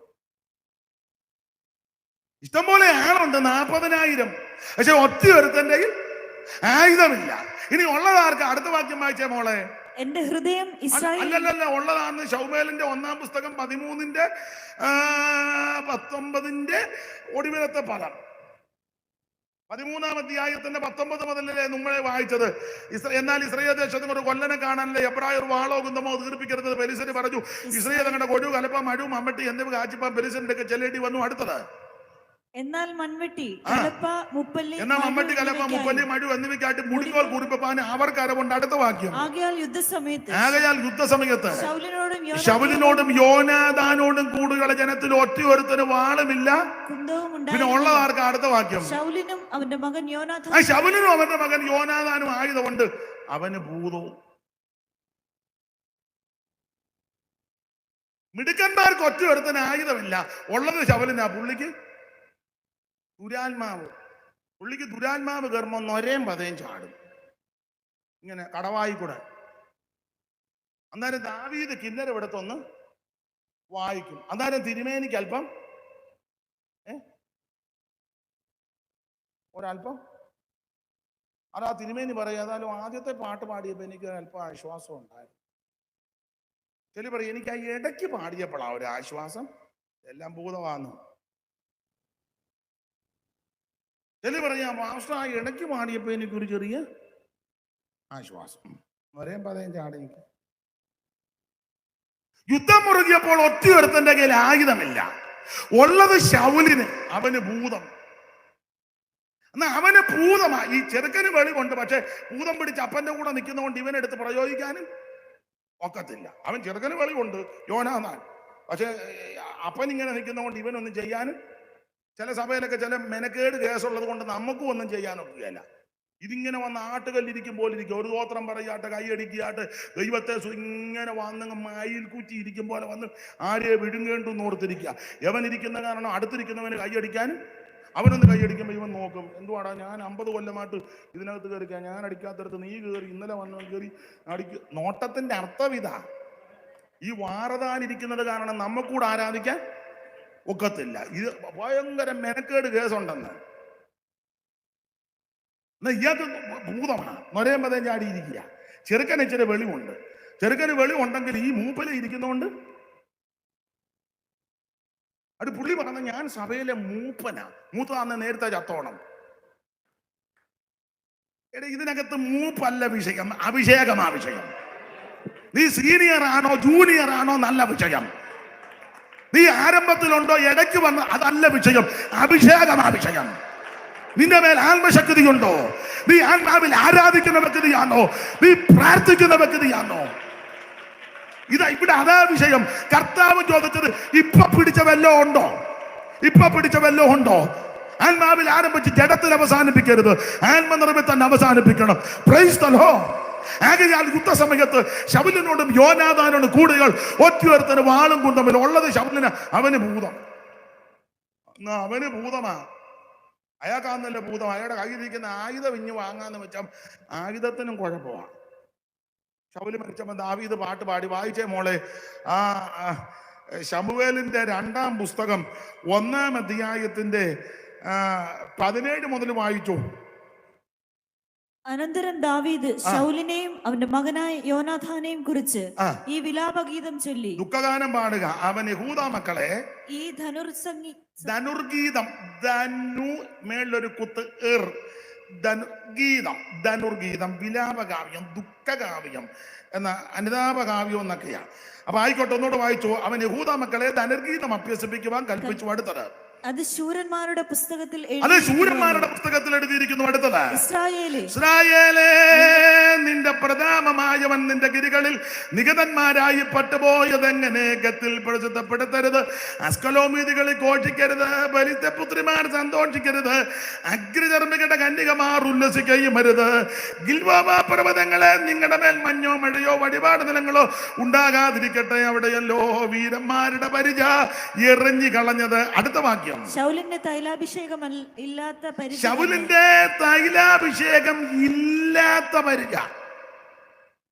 മനസ്സിലായി കാണും. യുദ്ധം മുറുകിയപ്പോൾ ഒറ്റയൊരുത്തന്റെ ആയുധമില്ല, ഉള്ളത് ശൗലിന്. അവന് ഭൂതം. അന്ന് അവന് ഭൂതമാ. അവന്റെ ആയുധം എടുക്കാന്ന് വെച്ചപ്പോ എഴുതിയിരിക്കുക, അഭിഷേകമില്ലാത്ത ആയുധം. ഒരു കാര്യം ദൈവമക്കളോട് പറഞ്ഞങ്ങ് നിർത്താ. നിന്റെ കയ്യിലുള്ള ആയുധം ചെറുതോ വലുതോ, കനമുള്ളതോ കനമില്ലാത്തതോ എന്തുമാകട്ടെ, അതിൽ അഭിഷേകമുണ്ടെങ്കിൽ നീ രക്ഷപ്പെട്ടു. അഭിഷേകം നഷ്ടപ്പെടുത്തി കളയരുത്. അഭിഷേകം ചോർന്നു പോകരുത്. അഭിഷേകം ചോരുന്ന ഒരു കാര്യത്തിൽ നീ ഇടപെടരുത്. നിന്റെ അഭിഷേകത്തിന് ഭംഗമുണ്ടാക്കുന്ന വിഷയത്തിൽ ഇടപെടരുത്.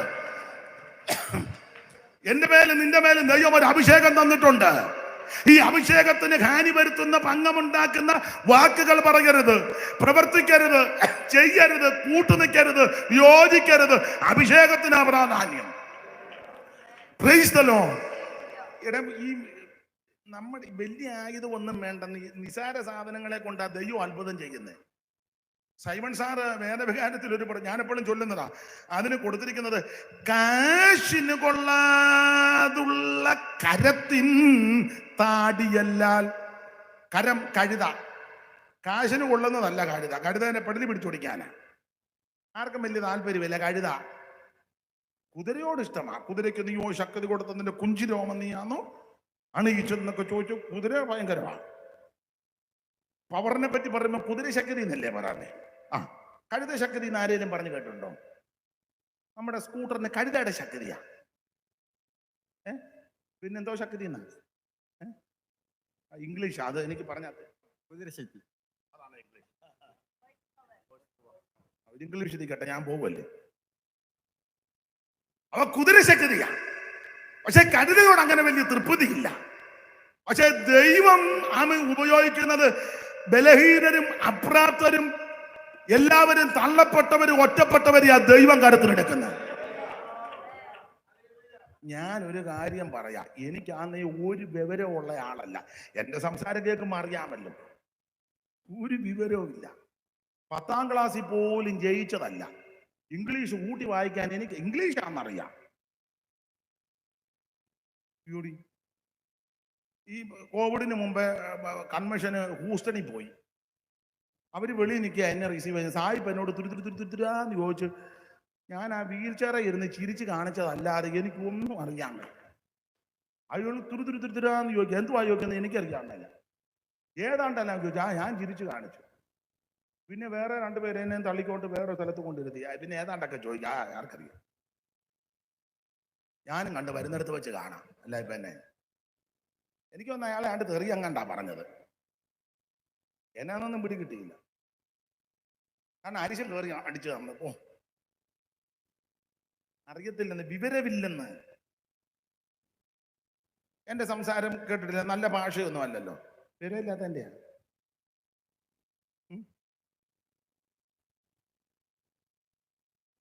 കളറും അത്ര നല്ലതല്ല. കുടുംബശ്രേഷ്ഠതയൊന്നുമില്ല. എല്ലാം കൊണ്ട് നിങ്ങളെക്കാൾ താഴെ കിടക്കുന്ന എന്നെ ദൈവം ഉപയോഗിക്കുന്നു. ആർക്കും വേണ്ടാത്തവരെയാ ദൈവം എടുക്കുന്നത്. എല്ലാവരും ഉപേക്ഷിക്കുന്നവരെ ദൈവം പൊക്കും. എല്ലാവരും തള്ളിക്കളയുന്നവരെ ദൈവം പൊക്കും. എനിക്ക് കുടുംബശ്രേഷ്ഠതയൊന്നും പറയാനില്ല. വിദ്യാഭ്യാസത്തിന്റെ മികവില്ല, വലിയ കരുത്തും ഒന്നുമില്ല. ഇങ്ങനെ വണ്ണിച്ചിരി അതെല്ലാം പഴുപ്പാ. ഒരു കഴിവുമില്ല. സ്തോത്രം, ഒരു കഴിവുമില്ല. ദൈവത്തിന് മഹത്വം. കഴിവില്ലാത്തവനെ ആ ദൈവത്തിന് ആവശ്യം. കാരണം നമ്മുടെ ദൈവം കഴിവുള്ളവനാ. നീ ഒന്ന് സമർപ്പിച്ചു കൊടുത്താൽ മതി, അവിടുത്തെ തൃക്കരങ്ങളിൽ നിന്നെ എടുക്കും. അതാ സാറ് പറഞ്ഞത്, കാശിന് കൊള്ളാതുള്ള കരത്തിൻ താടിയല്ലാൽ നാസിറായൊരു ശിംശോൻ 1000 ഫെലിസ്ത്യരെക്കായി നീ തന്നിൽ കൊന്നു വീഴ്ത്തുവാൻ കഴിഞ്ഞെങ്കിൽ ഈശനെ നിനക്കെന്നാൽ ദുഷ്യകമെന്തെന്നുള്ളൂ.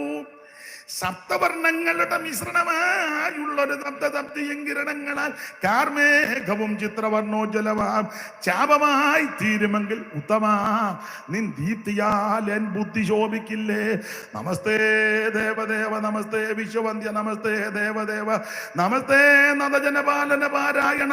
മോശയൻ നാവിനെ നീ പ്രവർത്തിക്ഷമമാക്കി സ്വേഷയം കഴുതയെ കൊണ്ട് നീ പറയിച്ചു. ദാശരെ പ്രഭാഷണ പടുക്കളാക്കി തീർത്തു. മോശമായി ഒന്നുമില്ല നിന്നോട് കരം ചേർന്നാൽ ഊഴിക്ക് നിർമ്മാതാവേ ദൈവ നിർണയമാകും ബഹുവിധ വ്യാഖ്യാന ഭംഗങ്ങളും. ആരോട് പറയാൻ? ശിംശോൻ ഇങ്ങനെ വട്ടമിട്ട് നോക്കിയിട്ട് കയ്യിൽ ആയുധമൊന്നുമില്ല. വാളില്ല, കുന്തമില്ല, വേലില്ല, ആയുധങ്ങളൊന്നുമില്ല. ഫെലിസ്തീന് വന്ന് വളയുന്നു. ശിംശോൻ നോക്കിയിട്ട് കയ്യിൽ ആയുധമൊന്നുമില്ല. രക്ഷപ്പെടാൻ നോക്കിയപ്പോ താണ്ട് ആർക്കും വേണ്ടാത്ത കഴുതയുടെ പച്ച താടിയല്ലേ ചേടി അങ്ങോട്ട് എടുത്തപ്പോൾ അഭിഷേകം വ്യാപരിച്ചു. ശിംശോന്റെ കയ്യിൽ കയറിയ ആ കടുതയുടെ താടികല്ലിന്റെ മേലും ശിംശോന്റെ മേലും അഭിഷേകം വ്യാപരിച്ചു. അഭിഷേകം വ്യാപരിച്ചപ്പോൾ കയറി അടി തുടങ്ങി. കുന്നൊന്ന് കുന്നിരണ്ടെന്ന് അടിച്ചു നികത്തി എന്ന് പറഞ്ഞാൽ, നിന്റെ മേൽ അഭിഷേകം വ്യാപരിച്ചാൽ, നിന്റെ മേൽ ആത്മശക്തി വ്യാപരിച്ചാൽ, അവൻ നിന്റെ മേൽ അഭിഷേകത്തിന്റെ വ്യാപാരമുണ്ടായാൽ ഇതൊന്നും നിനക്ക് വിജയമല്ല. അഭിഷേകത്തിന്റെ ശക്തികൾ നിറയണം. ദൈവത്തിന്റെ അഭിഷേകം ചോർത്തിക്കളയരുത്. ആത്മശക്തികൾ നിറയണം. Praise the Lord. കാശിന് കൊള്ളാതുള്ള കരത്തിൻ താടിയല്ല നാസറായ ഒരു ശിംശോൻ 1000 ഫെലിസ്ത്യരെ ഈ കാശിനി തന്നിൽ കൊന്ന് വീഴ്ത്താൻ കഴിഞ്ഞെങ്കിൽ ഈശനെ നിനക്കെന്നാൽ ദൂഷകം. ദൈവത്തിന് കഴിയാത്ത ഒരു കാര്യമില്ല. അസാധ്യങ്ങളെ സാധ്യമാക്കുന്ന ദൈവം, അത്ഭുതങ്ങൾ ചെയ്യുന്ന ദൈവം. ഇന്ന് രാത്രി നീ സമർപ്പിക്ക്. എന്റെ കർത്താവേ, നിന്റെ കരങ്ങളിൽ എന്നെ സമർപ്പിക്കുന്നു. എന്റെ കുടുംബത്തെ ഏൽപ്പിക്കുന്നു, എന്റെ തലമുറയെ ഏൽപ്പിക്കുന്നു, എന്നെ സമർപ്പിക്കുന്നു, എന്റെ ശുശ്രൂഷയെ ഏൽപ്പിക്കുന്നു. നിന്റെ അഭിഷേകത്തിന്റെ ശക്തി എന്റെ മേൽ വ്യാപരിക്കണം. നിന്റെ ആത്മാവിന്റെ വ്യാപാരം എന്റെ മൺകൂടാരത്തിൽ ഇറങ്ങണം. ആത്മശക്തിയിൽ നീ എന്നെ നിറയ്ക്കണം. ശിരസ് മുതൽ പാദം വരെ ദൈവകൃപ ചൊരിയട്ടെ. ദൈവാത്മാവിന്റെ വ്യാപാരം ഉണ്ടാകട്ടെ. പോരുകൾ ഇന്ന് രാത്രി അടിയട്ടെ. സകല ബന്ധനങ്ങൾ ഇന്ന് രാത്രി അടിയട്ടെ. മൗനമായിരിക്കാതെ ദൈവത്തിന് മഹത്വം കൊടുക്കുക. അഭിഷേകത്തിന്റെ ശക്തി. എതിർത്ത് നിൽപ്പീൻ, എന്നാൽ അവൻ നിങ്ങളെ വിട്ട് ഓടിപ്പോകും. എല്ലാവരും ദൈവത്തെ മഹത്വപ്പെടുത്ത്. ഓ ദൈവത്തിന്റെ മഹത്വം, ദൈവത്തിന്റെ മഹത്വം. എല്ലാവരും അല്പസമയം ദൈവത്തെ സ്തുതിച്ചാട്ട് ദൈവത്തെ മഹത്വപ്പെടുന്നത്. അഭിഷേകത്തിന്റെ ശക്തി.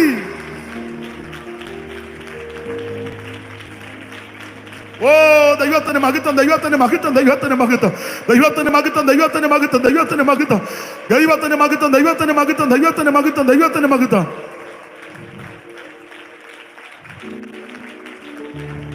കരമുയർത്തി ഹല്ലേലൂയ പാടാം.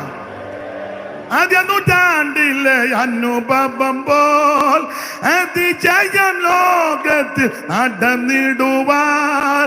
ആദ്യ നൂറ്റാണ്ടിലെ അനുഭവം പോൽ അതിശയം ലോകത്തിൽ നടന്നിടുവാൻ.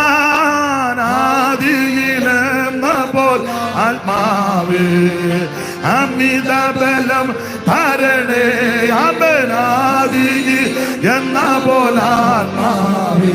ഓ അമിത ബലം തരണേ. ഓ പരിശുദ്ധാൻ. എഴുന്നേറ്റ് നിൽക്കാം, കൈയടിച്ച് ശക്തി പകർന്നിടണേ. ആമേ പരിശുദ്ധാത്മാവേ. ഓ ശക്തി പകർന്നിടണേ. ആമേ അവിടുത്തെ ബലം ഞങ്ങൾക്ക് ആവശ്യമെന്നോ കർത്താവേ നീ അറിയുന്നു. ഓ അവിടുത്തെ ബലം ഞങ്ങൾ ആവശ്യമെന്ന് കർത്താവേ നീ അറിയുന്നു.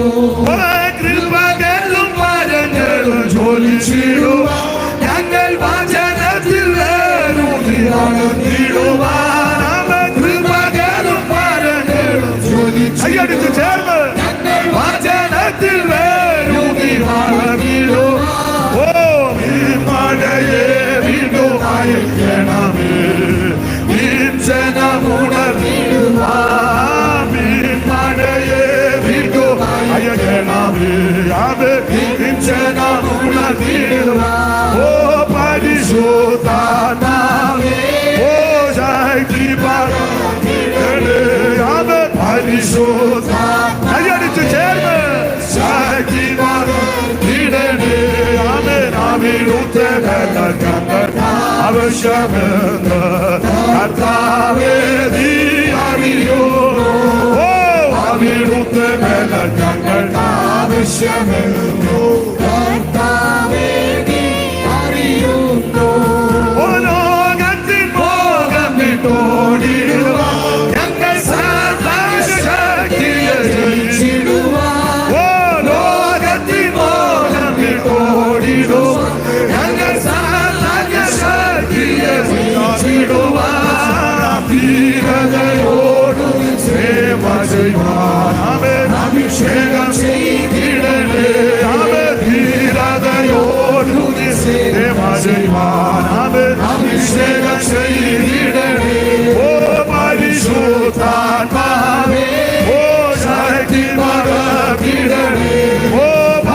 പരിശുദ്ധാത്മാവേ അവിടുത്തെ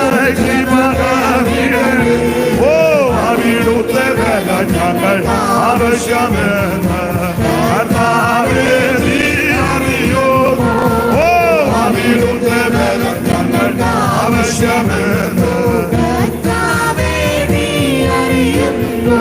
അവനാദ്യതു ജാതിയിലെ അനുഭവം അവൻ അതിശയ ലോകത്തിൽ അവനാദ്യതു ജാതിയിലെ അനുഭവം ഓ അതിശയ ലോകത്തിൽ ഇടുവാൻ അവനാദിയിലെ അവനാദിതമേ ഹരേ അവനാദി ഓ ആത്മാവേ അവനാദിതമേ ഹരേ അവേ പരിശുദ്ധാത്മാവേ ഓ ദീവാരാമ ധാന ഓ ഭീമന മാനവ ധൃവനവ ധിരവന പടവന ദീവാന അവനാദിലോ സകല ജഗതവാരേ തോ ധാരേ നീ അറിയോ അവേ ഉദരഗദന ശാവിശ്വരഗദന വൈരക്ഷ ഉദരഗദന വൈഡാരാശ ഉദവനഗദനെ വക്രിപകലും മകനelo ജോലി ചെയ്യുവാൻ ഞങ്ങൾ വചനത്തിൽ വേരുതി വളർത്തിടുവാൻ വക്രിപകലും മകനelo ജോലി ചെയ്യുവാൻ ഞങ്ങൾ വചനത്തിൽ വളർത്തിടുവാൻ മഴയെ വീണ്ടുമായ കേണമേ ഓ ഉണർത്തിടുവാൻ ഓ പിന്മഴയെ വീണ്ടുമായ കേണമേ ഓ ഉണർത്തിടുവാൻ ഓ പിന്മഴയെ വീണ്ടുമായ കേണമേ ഉണർത്തിടുവാൻ ഓ പിന്മഴയെ വീണ്ടുമായ ഓ ജീസസ് ഉണർത്തിടുവാൻ പിന്മഴയെ വീണ്ടുമായ കേണമേ ഓ ജീവന മാനവ ജീവന ജീവന ആവേദീജന ഉണർത്തിടുവാൻ ആവേദീമഴയെ വീണ്ടുമായ ഓ അഭിഷേകത്തിന്റെ ശക്തിയിൽ അഭിഷേകത്തിന്റെ ശക്തിയിൽ ഉടമന വടമന വിരമന വടമന വിരിവിരി വിഗമന വടമന വടമന വടമന വിരിവിരി വിഗമന വടമന വിരിവിരി കൂടാ ദാനാ ദാനാ ദാനാ ദാനാ ദഗമന വടമന ഓ ദിവിഗമന വടമന ദിവിഗമന വടമന എതിർത്തു നിൽപ്പീൻ അവൻ നിങ്ങളെ ഓടിപ്പോകും ദൈവശക്തി വ്യാപരിക്കട്ടെ ദൈവകൃപ വ്യാപരിക്കട്ടെ ദൈവത്തിന്റെ മഹത്വം വെളിപ്പെടട്ടെ ദൈവമഹത്വം വെളിപ്പെടട്ടെ ഉടമാ റവന ധനയാ നിഗതന വടമന വിരിവിരി വിഗമന ഓ ജീസസ്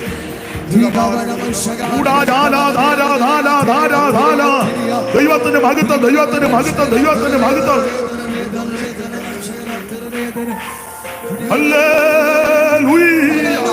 ഉടമന ധിരിപ്പിക്കമല്ല പട്ടമല്ല ധിരിപ്പിക്കമല്ല പട്ടമല്ല ധിരാ ധരാ ധിരി ധിരി ധിരി ധിരി ഇവര പട്ടമല്ല പല്ല ധിരിപ്പിക്കമല്ല പട്ടമല്ല അംശസ് കൈടമല്ല പട്ടമല്ല ധിരിപ്പിക്കമല്ല പട്ടമല്ല കരമുയർത്തി ഹല്ലേലൂയ പാടാ ഒരിക്കൽ കൂടി ഹല്ലേലൂയ പാടാ. ഇന്ന് പകലും വൈകിട്ടും ഇവിടെ വന്ന് ശുശ്രൂഷിപ്പാൻ ദൈവം കൃപ നൽകി നിങ്ങൾക്കിരിക്കാം. ഈ ശുശ്രൂഷയ്ക്ക് എന്നെ ക്ഷണിച്ച എൻ്റെ സഹപഠനായ ബഹുമാനപ്പെട്ട സ്തോത്രം കർത്തൃദാ